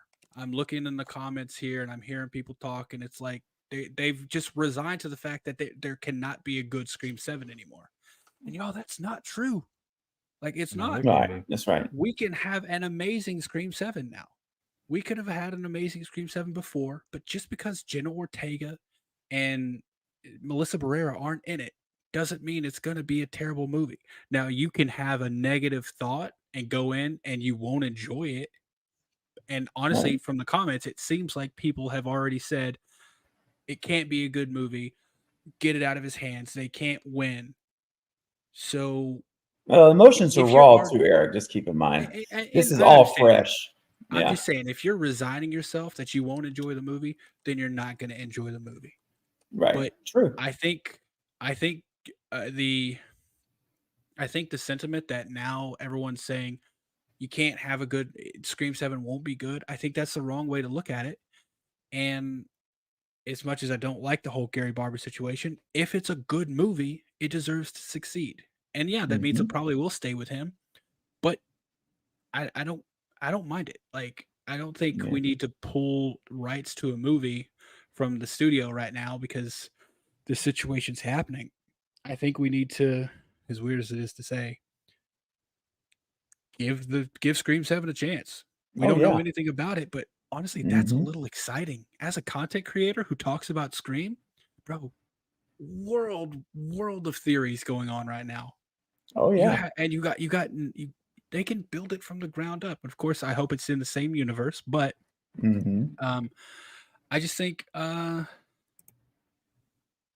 just think we should, and this isn't in favor of Gary Barber. I hope that comes across. That's not what I'm going for here to say give this guy a chance. I'm saying people are still going to work hard on this movie. People are going to give their professional, they're going to give their time. They're going to work hard to make Scream 7. And we should watch it for that. Like, if you completely ignore this movie because of one studio executive, think of how many good movies you would rob yourself of if you did that for every studio. If you completely boycotted a movie because there was a shady studio executive, bro, you wouldn't be watching any movies out of Hollywood. So if you want to boycott it, feel free. But you're potentially robbing yourself of a good movie. And it's still possible that it's going to be a great movie. Honestly, I think it's still possible it's going to be better than Scream 6 and Scream 5. Okay, so with Scream 7, let's say reboot, do you think it's still going to be canon to the rest? I think so. 5 and 6 included. Yes, we talked about that backstage. I don't think they mean reboot as in like a new Sydney or a new Billy or like nothing has ever happened. We're going to be reintroduced. I think reboot just means a new story in the existing Scream universe, and I'm totally down for that. I had this idea, and we were talking about like the ending of Scream 6 where Sam and Tara are like walking away. What if they I mean and you know how Scream 5 mirrored Scream 1, Scream 6 mirrored Scream 2. We're assuming Scream 7 in some capacity is going to mirror Scream 3, right? That's how we thought. You know, they could change it by now, but that's what I was thinking. So what if the beginning of Scream 7 and I feel like this is a bit disrespectful, and I'm not saying this is what I want, okay? This is just something I made a video on this yesterday and today talking more about it in depth. But what if we see the tail end of Scream 6 of Sam and Tara walking away, and then we hear cut and the camera pans out and we're like a movie within a movie. And this would be like we're on a set. New Nightmare. Yeah, like a New Nightmare. Like the beginning of Wes Craven's New Nightmare. And this is like, you know, saying goodbye. Like this was like just like righting the wrongs for the Stab universe or something, you know. And that gives us the opportunity to bring Dewey back or any of the past characters, Nev, Gail, obviously, but like what do y'all think about that? Do y'all think that's too disrespectful, or do you think that they should keep it all canon in the like Sydney was Sydney in Scream 5 and Scream 5, you know, and Gail was Gail in Scream 5 and Scream 6? Like, do y'all like that idea, or do y'all want it to be like more like? Weren't they like specifically recognized as themselves? Like when someone, but they could have been playing. They could have been playing themselves in the Stab universe. Stab, yeah. Well, they in the movies they reference in 5. The whole plot for 5 is because of Stab, so it can't be a Stab movie because it's referencing other Stab movies. But it's also Stab within Stab. Well, that doesn't exist. Like we have Stab within Scream because that's what it is. I mean, I guess you could go down that route, but at that route, there's, at least in my opinion, no one is going to watch that and not automatically know this is them scrambling to get out of a tough situation, writing wise. But it's also like mirroring Scream 3 a little bit. Yeah. I thought it. I wouldn't run it past them though. That's what I'm saying. It's like I'm not saying that I want it. I'm just saying that I can't. I can see them actually doing something like that by saying a big "screw you" to Melissa and Jenna and all them. You know, I don't think they need to do that, man. Because here's the thing: like, there's nothing saying those characters can't come back in the future. As of right now, we're acting like they're gone forever. They don't have to be. Like, it's what they do with the writing. Yeah, it depends on right now. Like, and that's why I kind of want a story built from the ground up because you can have it. So Melissa and or not Melissa, but Sam, Tara, Chad, and Mindy they're all living their college life in New York. Sydney hanging out up in Seattle. Kirby's down in Atlanta. Go freaking like northern end of Texas somewhere. Hey, don't come to mine. Don't come over here, man. Give a new story there.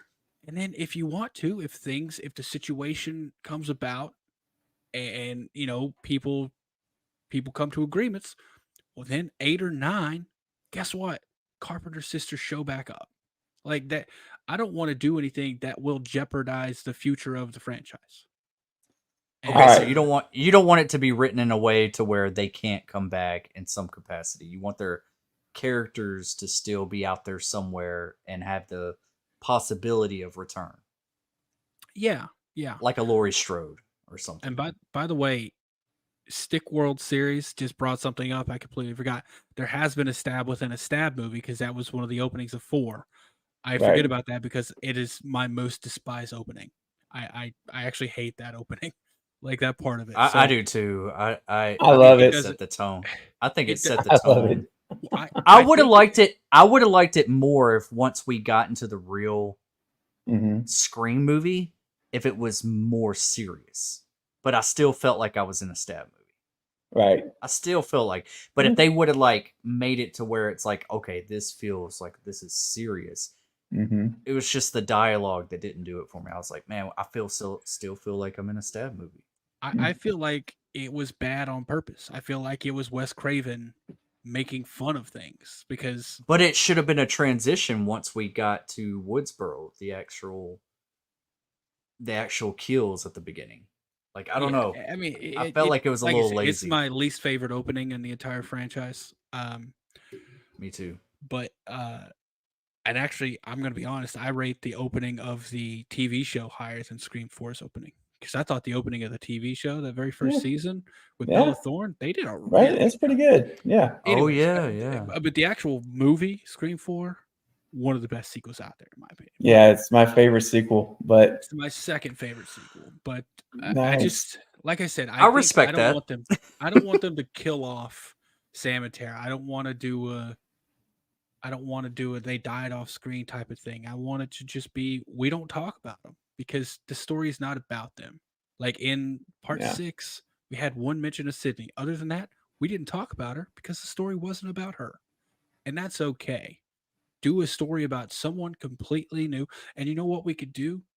Have 7 story about someone completely new, but then you find out that that's actually somehow tied to Sam and Tara and somehow tied to Sydney. So part 8, part 9, they all converge. You got whoever this new cast is of survivors, the core 4, Sydney, Gail, Kirby, and Mark. And like they're all fighting to get out of the cult of Stu or whatever, cult of Ghostface. Mm-hmm. That's all just right. me. Well, I'm going to throw a wrench in things a little bit, maybe just a tad. I know it's coming. You know it's coming. So here's what I want to see. If you guys this, and I'm going to be again, I'm venturing off a little different path here, but what I want to see personally.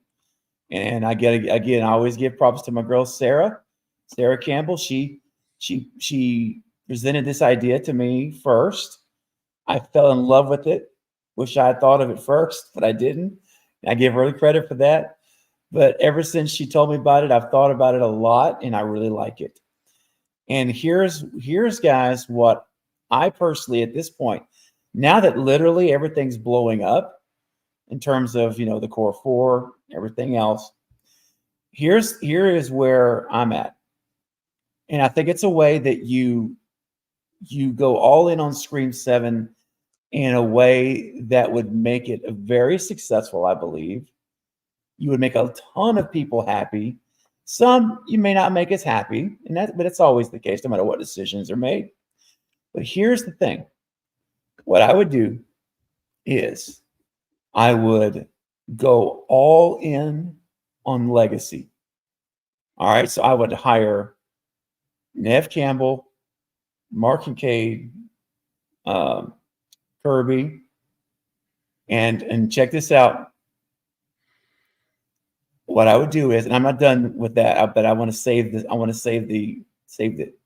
So pièce de résistance. The resistance, yes. So here's what you do.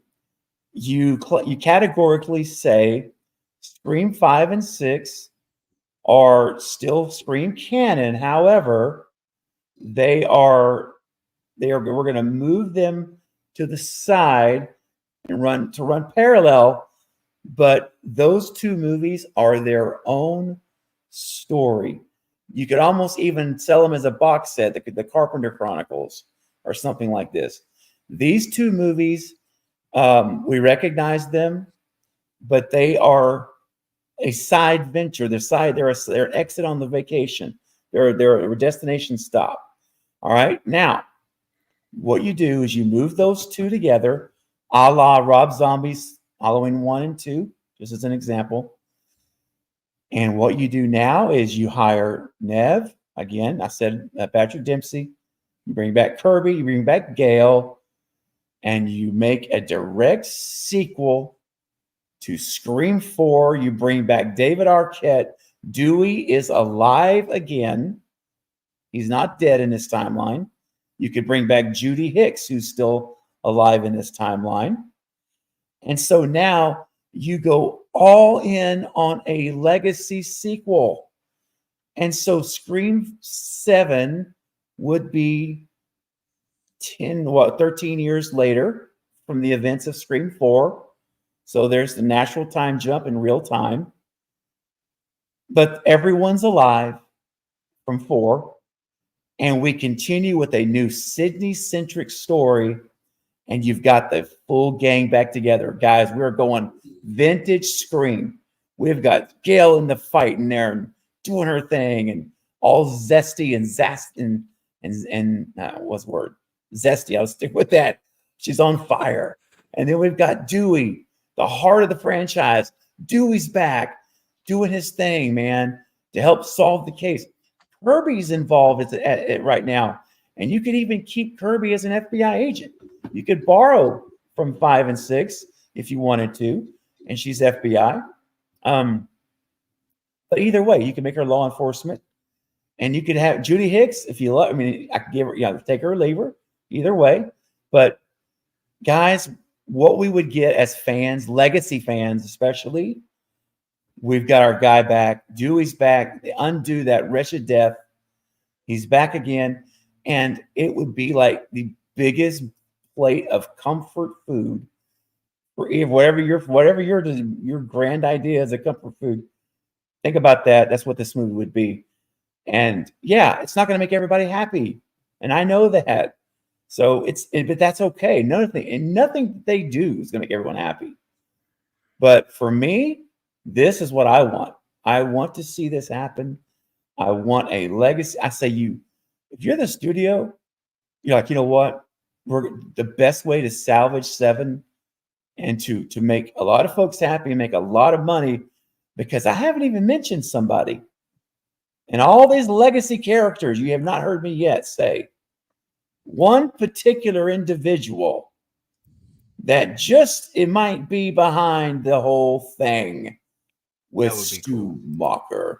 Yeah. It would be the colossal, epic Scream film of the ages, with everyone back, the final showdown, Stu Macher, everything we always talk about. It could happen. And in that way, I don't see it being called Scream 7. I see them using. Yeah, it may not. Yeah. Well, we talked about this backstage, Stephen. Yep. 5 isn't technically called Scream 5. It's called True. Scream. And Scream 6 is the only movie to use Roman numerals. So if they literally just made the next one wasn't Scream 7 and they called it Scream 5. Mm-hmm. Ooh, that's good stuff. Yeah. Well, here's something. And before I say what I'm about to say, I want to make it known I'm actually not on board with this theory, because I don't like separate timelines, and that's okay. Yeah, I would not hate this movie if it came out. However, I don't like the separate timelines idea, because I think it muddies up a franchise, in my opinion. But it could be a great movie. Yes. But here's what I'll say in favor of it. I mean, that's a great meta aspect, like meta commentary that they could put on it, is how timelines, because now there's a new Scream 5 and talking about how, like, oh, hasn't this happened before? Wasn't there already, Ghostface attacks here? And it's like, okay, well, now they're coming back and doing it over. And now what's going to be changed in this one, because it can't be the same as the other one. So they would have it would be a good meta commentary on horror, because I think many horror have remakes which branch off into other timelines. I mean, I know at least all your major ones have had remakes. And you, like, for the Friday remake is actually 3 different movies put together, because you see Pamela Voorhees at the beginning, you see Sackhead Jason, and you see Hockey Mask Jason. So that's like its own timeline in just one movie. But then, of course, Halloween, you got your timeline. And now with Texas Chainsaw, there's at least 3 timelines, because there's 2 movies that are direct sequels to the very first one, or 3 movies. So you have the commentary there. Once again, not on not on board really because I don't want a separate branch of the timeline. However, there would be some built-in commentary, and if they did it, Scream Legacy is already a movie. Well, It's a fan it's film. a fan film, yeah.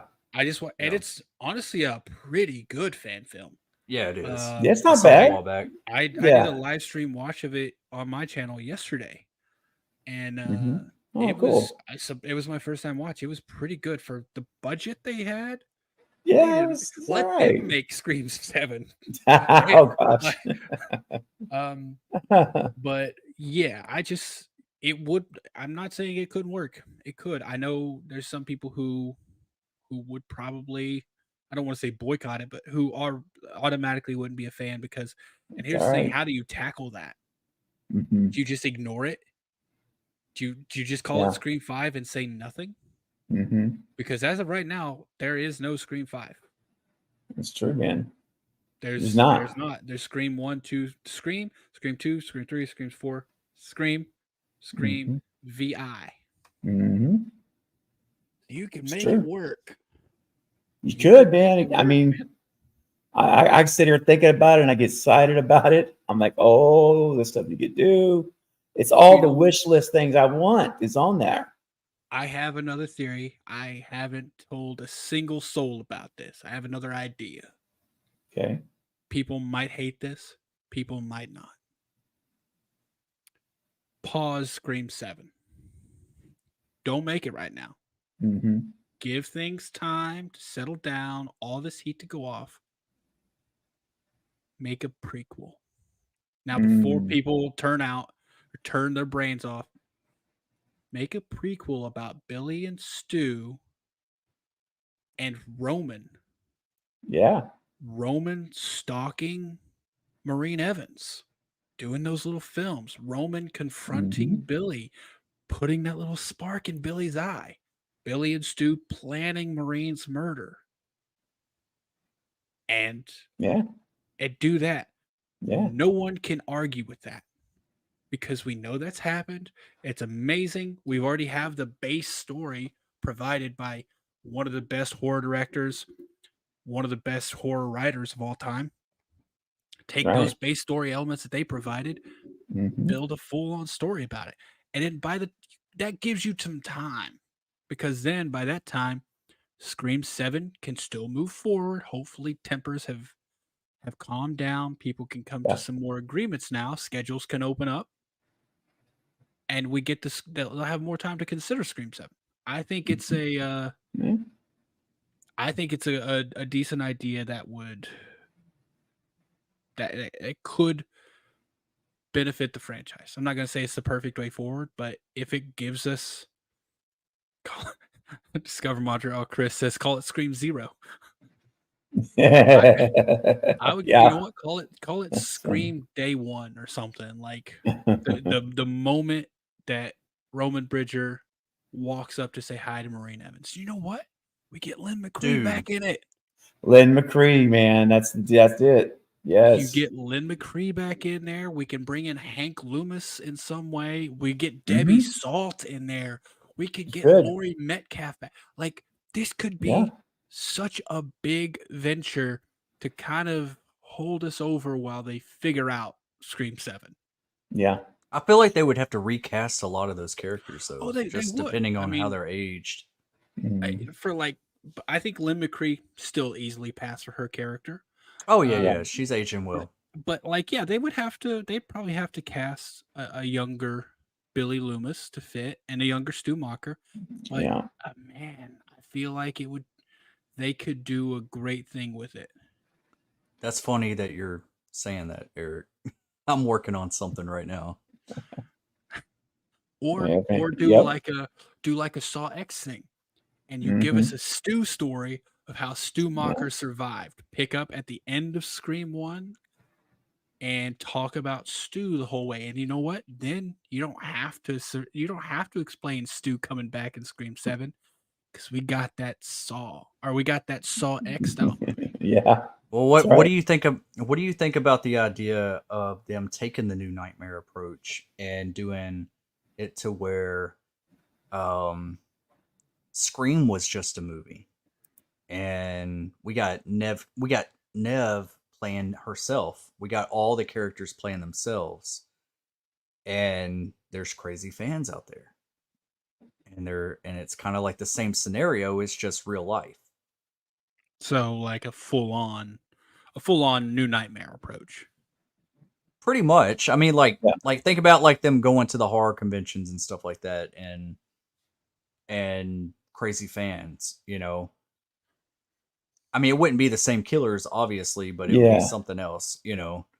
So, this time around, Skeet Ulrich and Matthew Lillard would be good guys. Oh, I don't know. I don't want that.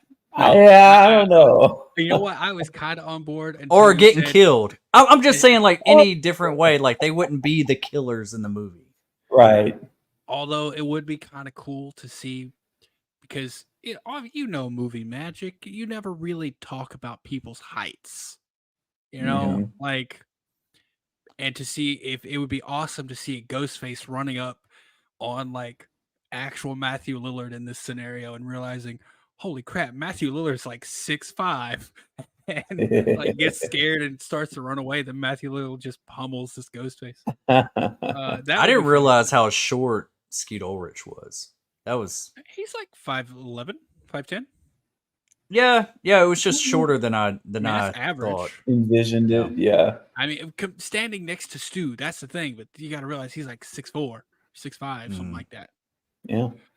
Hey guys, real quick, I want to say Rose says Craven deserves screen credit for the term Core 4 in Scream 6. Fact, I witnessed the day that Craven brought up the name Core 4.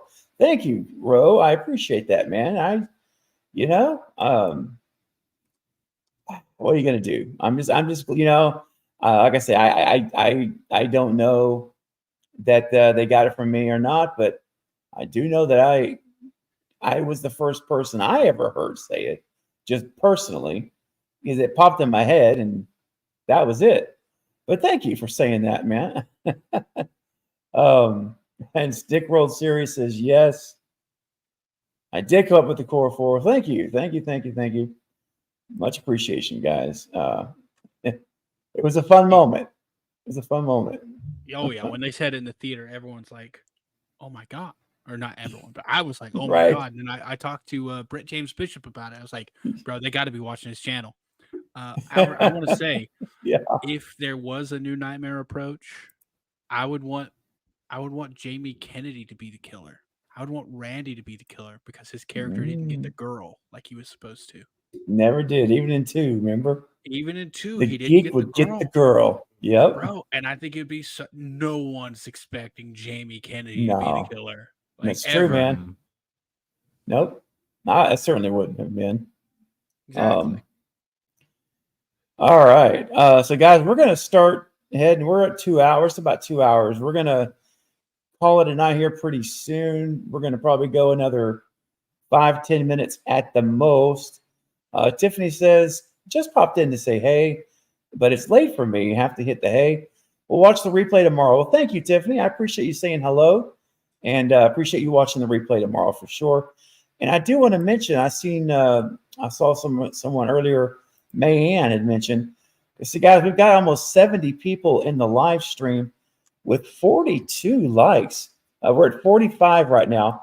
So I'm going to ask all of you that are here, if you have not yet hit that thumbs up button, I would greatly appreciate it. Number one, it lets us know that you're enjoying the stream tonight and our conversation. Number two, it greatly helps out the algorithm in YouTube, because when YouTube sees the thumbs up going higher and higher, it tells it that this is a stream people are having fun, and it will shoot it out to more people both now and in replay mode. So I would greatly appreciate it if you would. It just take you 2 seconds.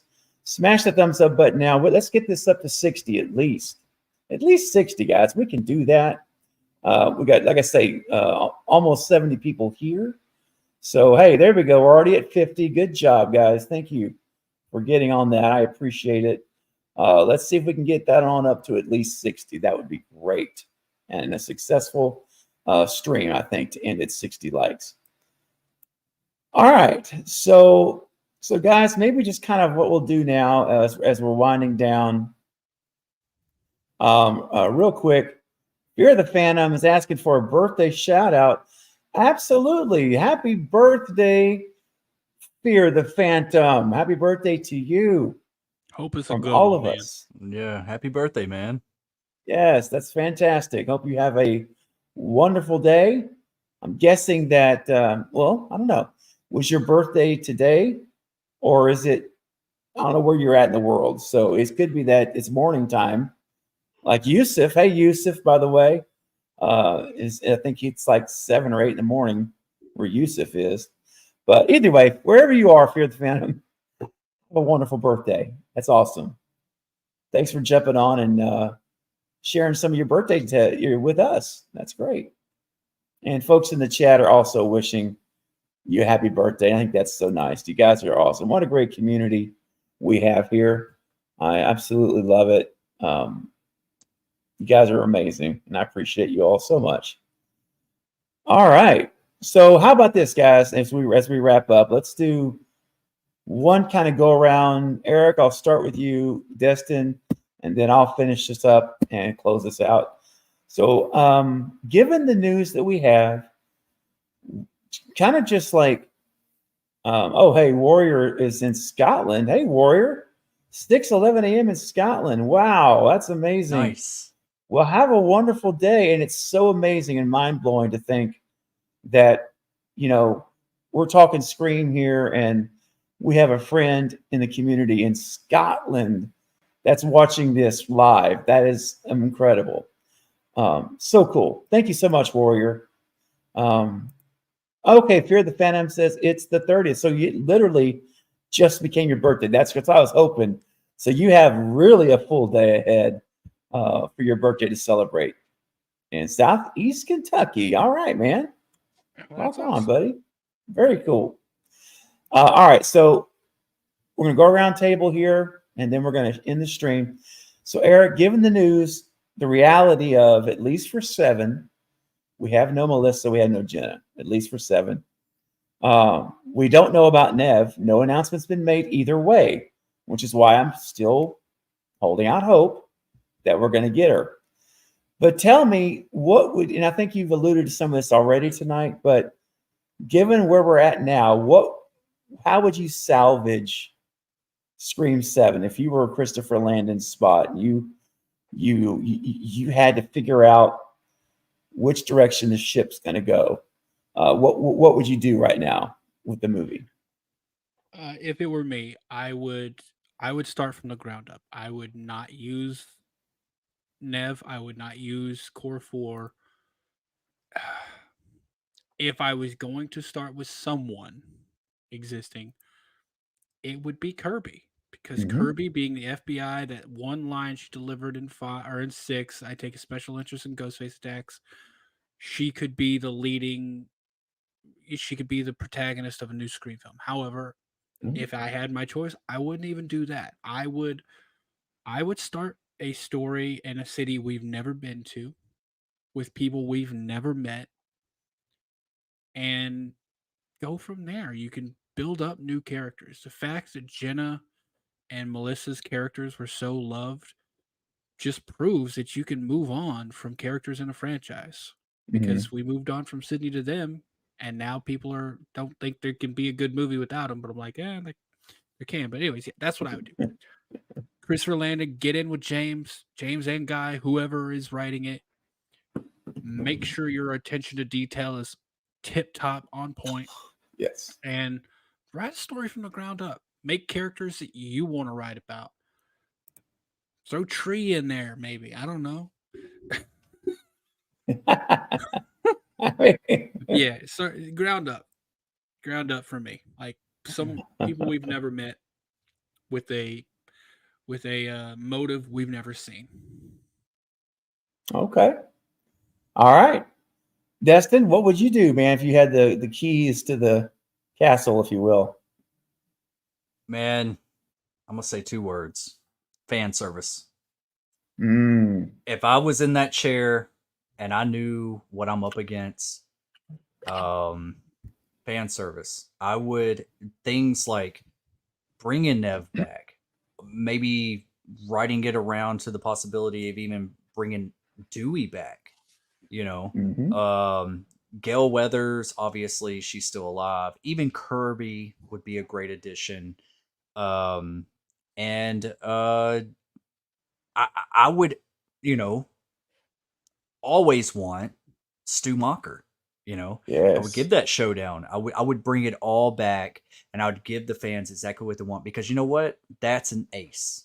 That's an ace up the sleeve that they could do. And if I was in this situation, that's what I would do. I would have a for sure hand. And I mean, yeah, I would love to see a new story. I would love to see new characters brought into the universe. But if it's canon to Scream 1 through 6, it's time to do some fan service. And if there's any horror franchise out there, Scream is the one to do more fan service. It's the one. So yeah, I would double down on it. All right, so kind of similar to what I was mentioning earlier a little bit. Double down on the legacy, right? Yeah, go all in. Okay. And for me, guys, I've already said it earlier, so I won't go through the whole thing. But yeah, for me, it's a direct sequel. I'll box 5 and 6 over, and then and no disrespect to those two movies, but they'll be their own special chronicles, files of the Carpenter sisters or the Kirby files, whatever you want to call it. And then we'll have a direct sequel to 4, full-blown legacy blowout. I mean, it's just one movie. That'll be it. And then from that point forward, you start fresh. You either bring the Carpenters back. I don't think Jenna probably will ever come back the way her trajectory is heading, but either way, you try to bring them back, or you just start fresh. Like, kind of what Eric was alluding to. Start fresh, build from the ground up. But I'm not ready to do that yet. I need another legacy movie. This is me. I'm not satisfied. I need another one. Just give me one more. I won't be greedy and say, give me a trilogy. Just give me one more legacy cast movie. Let's have fun. Like Destin said. Yeah, I know it's fan service. I don't care. If you write it well, so what if it's fan service? It's not inherently bad. It's bad if it's not written good, but you can write it good. I believe in Christopher Landon. I believe this guy can write a good story, even though I know James is the key writer right now. That's about to say, but he's not writing it. That's the thing. I know, but he's going to have input. He's going to have some say. And I really don't think he would have taken the gig without it. And so my hope is that, just go all in. It's nothing to be ashamed of or afraid of. Go in, bring out the cast, bring out the legacy. You get Stu. Let's just blow this thing out in an amazing fashion. Let's give Sydney the send-off she really deserves.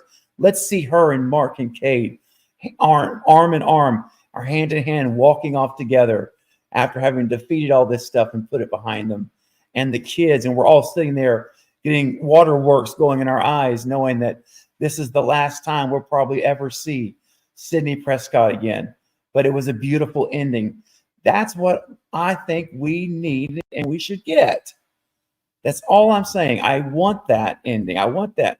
That Scream 5 ending with her sitting on an ambulance is not the ending that I want for Sidney. In a blanket next to Gail. Yeah, it's just, no. Come on, guys. Let's do it right. So that's what I want. That's just, again, if I was the one in control and had some say in all this, that's what I would be doing. I would simply look across the table and I would say, Gary, I don't want to hear it. Bring out the checkbook.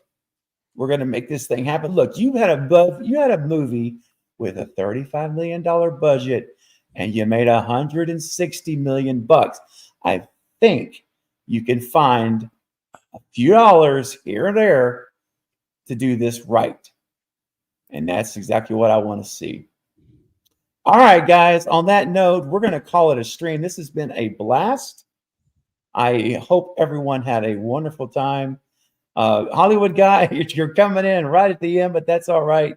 Thanks for popping in, my friend. Check out the replay. We go all over the place. It's good stuff. But I want to thank my guests tonight. First up, Eric, the Bearded Entertainment. Make sure you have subscribed to Eric's channel. It is great content. He does live streams. He does reactions to stuff, reviews. You got to check out his channel. It's a lot of fun, and I enjoy every time I can when he's live streaming. I love to get in there and just listen to him because he just, well, you guys heard him tonight. The way he articulates, and it's just fun to hear. It's fun to listen to. I go off on rants. That's all it is. I yes, start a stream of consciousness and I can't stop it. That's right, and hopefully it's fun, you're man. Be on a live stream on my channel here soon, right? I mean, if we do the top 5. Yeah, actually, I was gonna ask you about some stuff coming up that you'd like to share for everyone. Give them a little tease.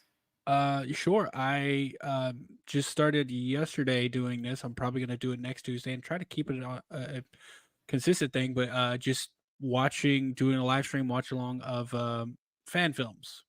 We did Scream Legacy yesterday. Probably going to find some other Scream ones and do that. I'll have another one of those next Tuesday. Then tentatively, I won't say a date because we don't for sure have the date locked down, but sometime coming up in the next 2-3 weeks, I'm going to have a big live stream where we count down our top 5, maybe bottom 5 favorite horror movies of 2023, since we've kind of seen everything that's came out so far this year. So yeah, we're going to have that coming up soon. We got a tentative date, but I'll get that out as soon as we have a full date locked down. And then, yeah, other than that, I got a couple videos coming out about this. I've got one that's probably going to come out in like 2 hours about this very thing we just talked about. So nice. So my opinions will be there if you need any assurances on how I feel about it. I love it, man. Be sure you go and subscribe. And and again, he's a great part of our community here. So let's support him, show him some love.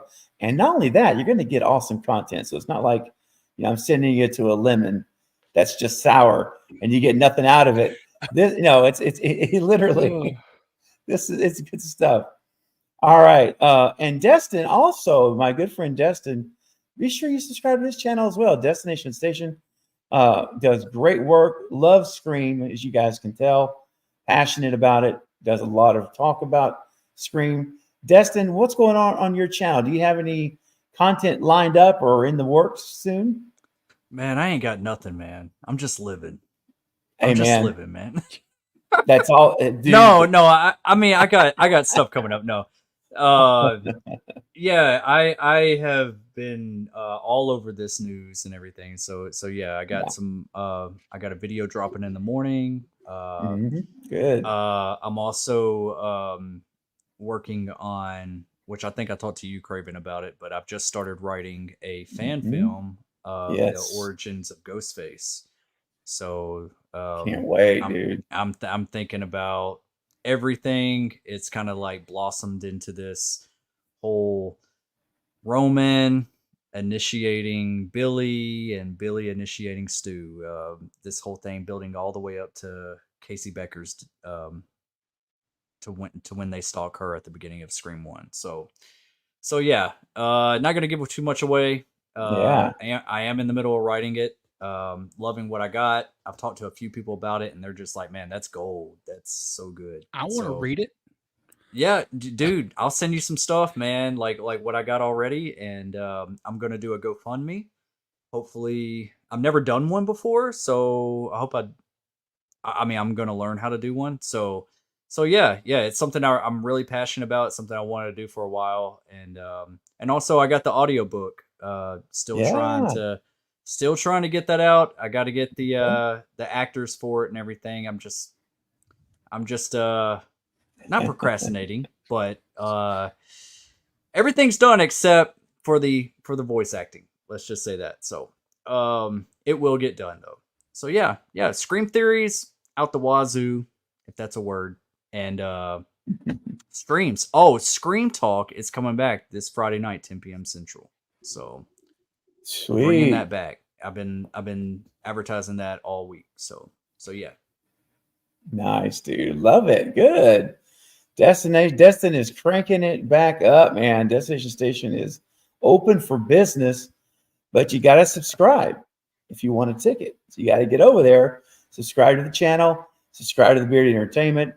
And if for any reason you're here tonight as a guest, first time perhaps finding this channel, then I would also appreciate you subscribing and hitting the bell icon. I do 2 to 3 live streams per week on average, in addition to several videos a week.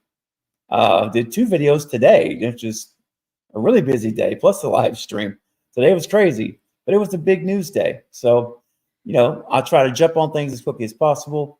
But at the end of the day, we have a good time. It's a great community here, as you can see. Lots of very generous, kind people. And if that fits you, then you find yourself at home. This is it. You're home. So anyway, please subscribe. Please like the stream before you guys leave. I would appreciate that. Click that thumbs up button on the way out. Would greatly appreciate it.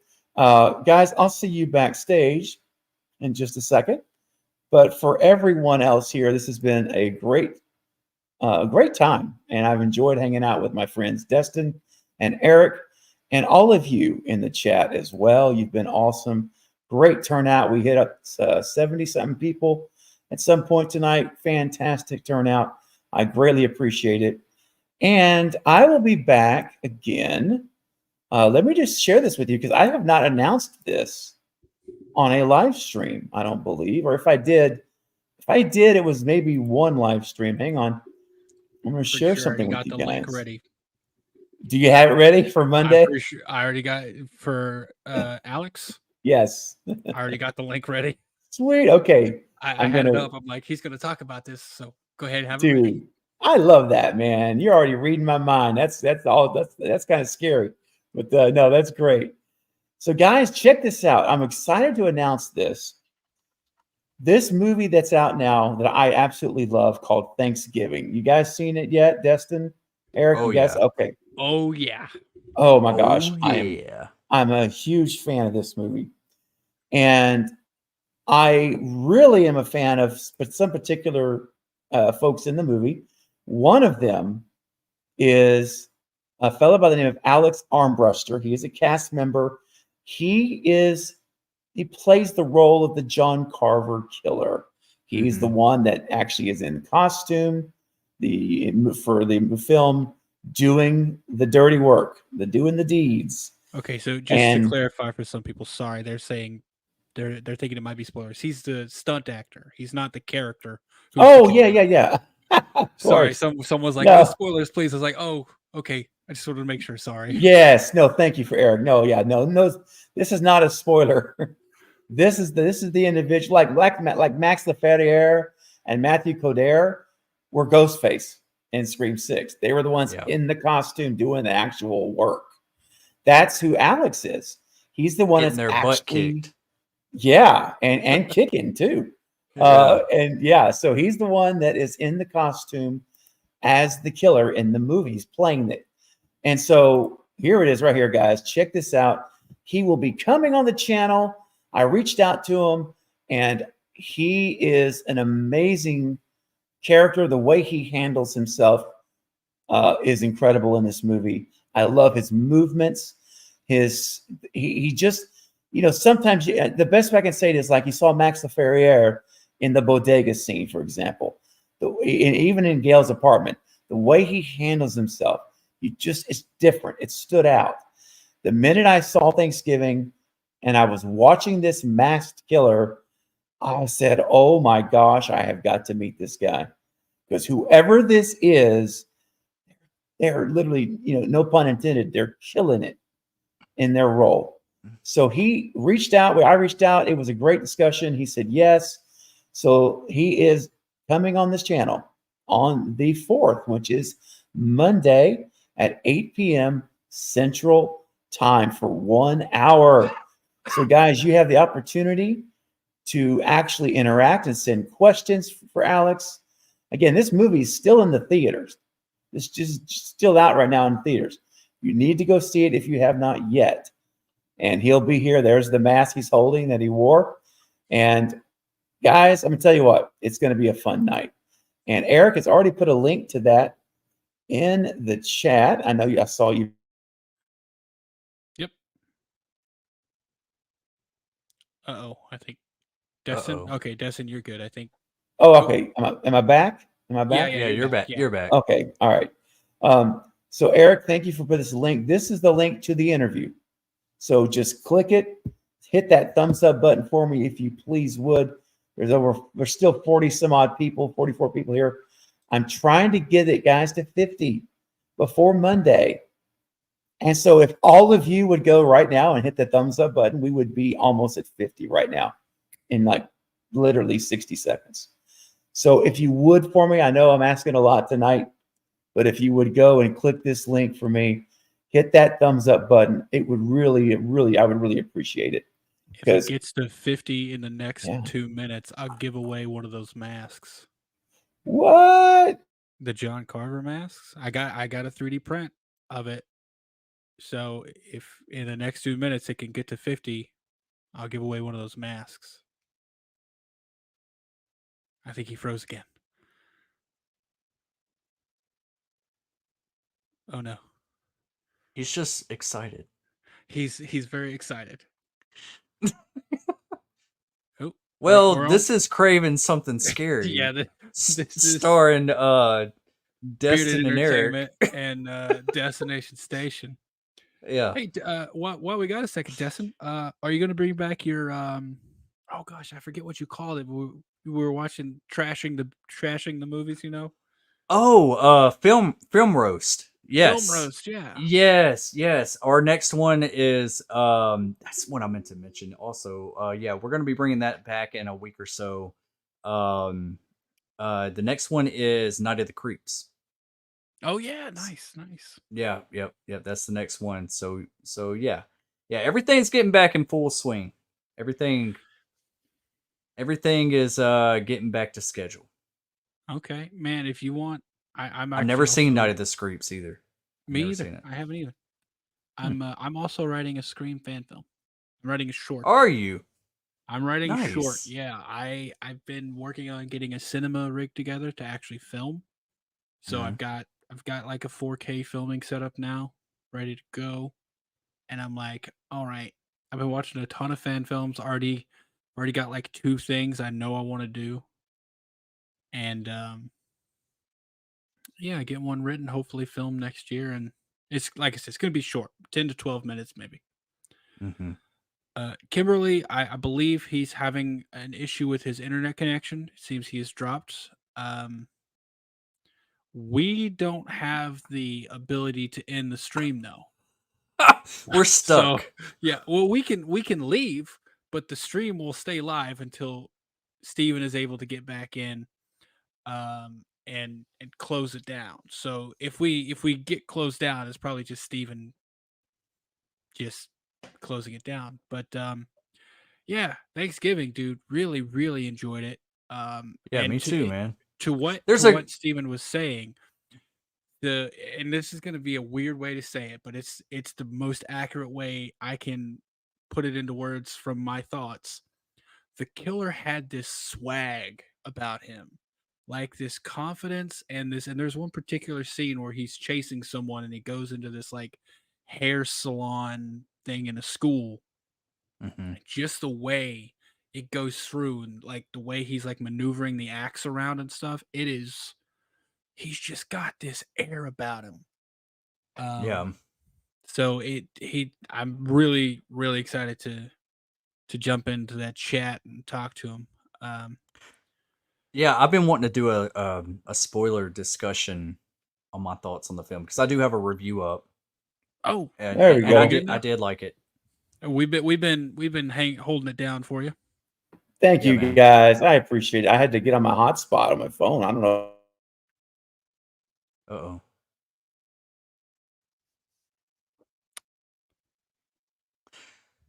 And this is Craven Something Scary. Yes, is this working? You guys hear me all right? You're kind of going in and out, but okay, I think it's a much sign now. All right, there you go. All right, okay. So where are we at on our likes, man? Are we making any progress here? Oh yeah, but before Steven dropped there, like I said, we only got up to 16, so I think people have started leaving at a rate, at a high rate there. Got it. Okay. All right. Well, thank you for those that did. Thank you for those that did hit the thumbs up button. I appreciate it. And yeah, man, that's too bad. That's too bad. That's so appropriate. In fact, let's let Mel tell us himself. Man, lie delivery. Y'all traumatized me with that movie. Y'all traumatized. I know. I remember your reaction at the very end. It's still clipped, and It's still pinned on my TikTok. It's like got the most views. I pinned the clip on my TikTok. That's awesome. That's hilarious, dude. Kimberly said, I bet you it's Gary Barber at work trying to disrupt our live stream. Oh, that's awesome. All right. So guys, oh, go ahead. What's that? Oh, I saw someone say when we were doing the what would you do with the Scream 7 if you had the choice, and someone was ask Gary Barber what he would do, then do the exact opposite of that. Should I add Gary? So here's a question for you. For all of my Cravenites that are here, all right, if you are a channel member, this question is for you. Should I make a Gary Barber custom emoji for you guys of that face? I mean, that's up to you guys. Yes. Yeah. I think so. I think that would be cool. I think it could be a lot of fun. Have you seen Mayan says no. Have you seen the memes floating around that says due to casting issues with Scream 7, the main antagonist is no longer going to be Ghostface. The story will center around Corey Cunningham. Oh yeah, I've seen that. I have seen that. Yes, around Corey Cunningham. Oh my gosh. Okay. All right. Okay, guys. Well, listen, we're going to go ahead and call it a stream. I know it's getting late. Appreciate you all so much. Again, please subscribe to my guests if you have not done so. Smash the thumbs up button on the way out, and I would really appreciate that. And I will see you guys again. I'm going to be streaming probably Saturday night.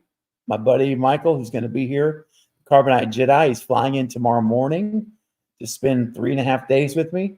So we're going to be on the Movie Bros tomorrow night. We're going to be on the Carbonite Jedi Friday night, and I will probably stream here on Saturday with him in person in the living room right here with me. We'll set up our gear and get everything set up. So anyway, stay tuned. I'll probably be back Saturday. I'll definitely be back on Monday with Alex Armbruster for who played the John Carver killer. All right. Okay, guys, I'll see you backstage. I'll try this one more time. And everyone in the chat, thank you so much. I appreciate you. This was a fun stream. And hopefully you guys enjoyed it, even though I know it got frustrating at times. Talking about our new friend Gary Barber. We've got a name, we've got a face. So no one else should have any frustration pointed toward them. He's the man. So remember that, not Christopher Landon. It's Gary Barber.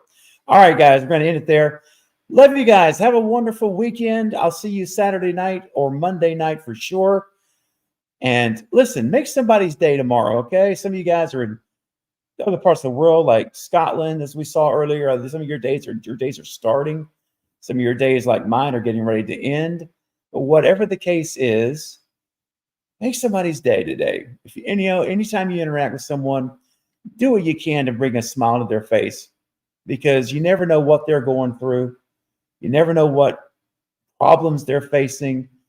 And sometimes, guys, just a little positive interaction, a smile, and a word of encouragement can turn someone's entire day a 180. So I would encourage you and encourage myself. Let's look for opportunities today to do that for someone. You know what happens when you do that? You find your day automatically will get better as well. It's just a full circle thing. All right, I promise you, return on your investment, it's 100%. All right, so let's do that. Let's do that today. Have a great weekend. I'll see you all very soon.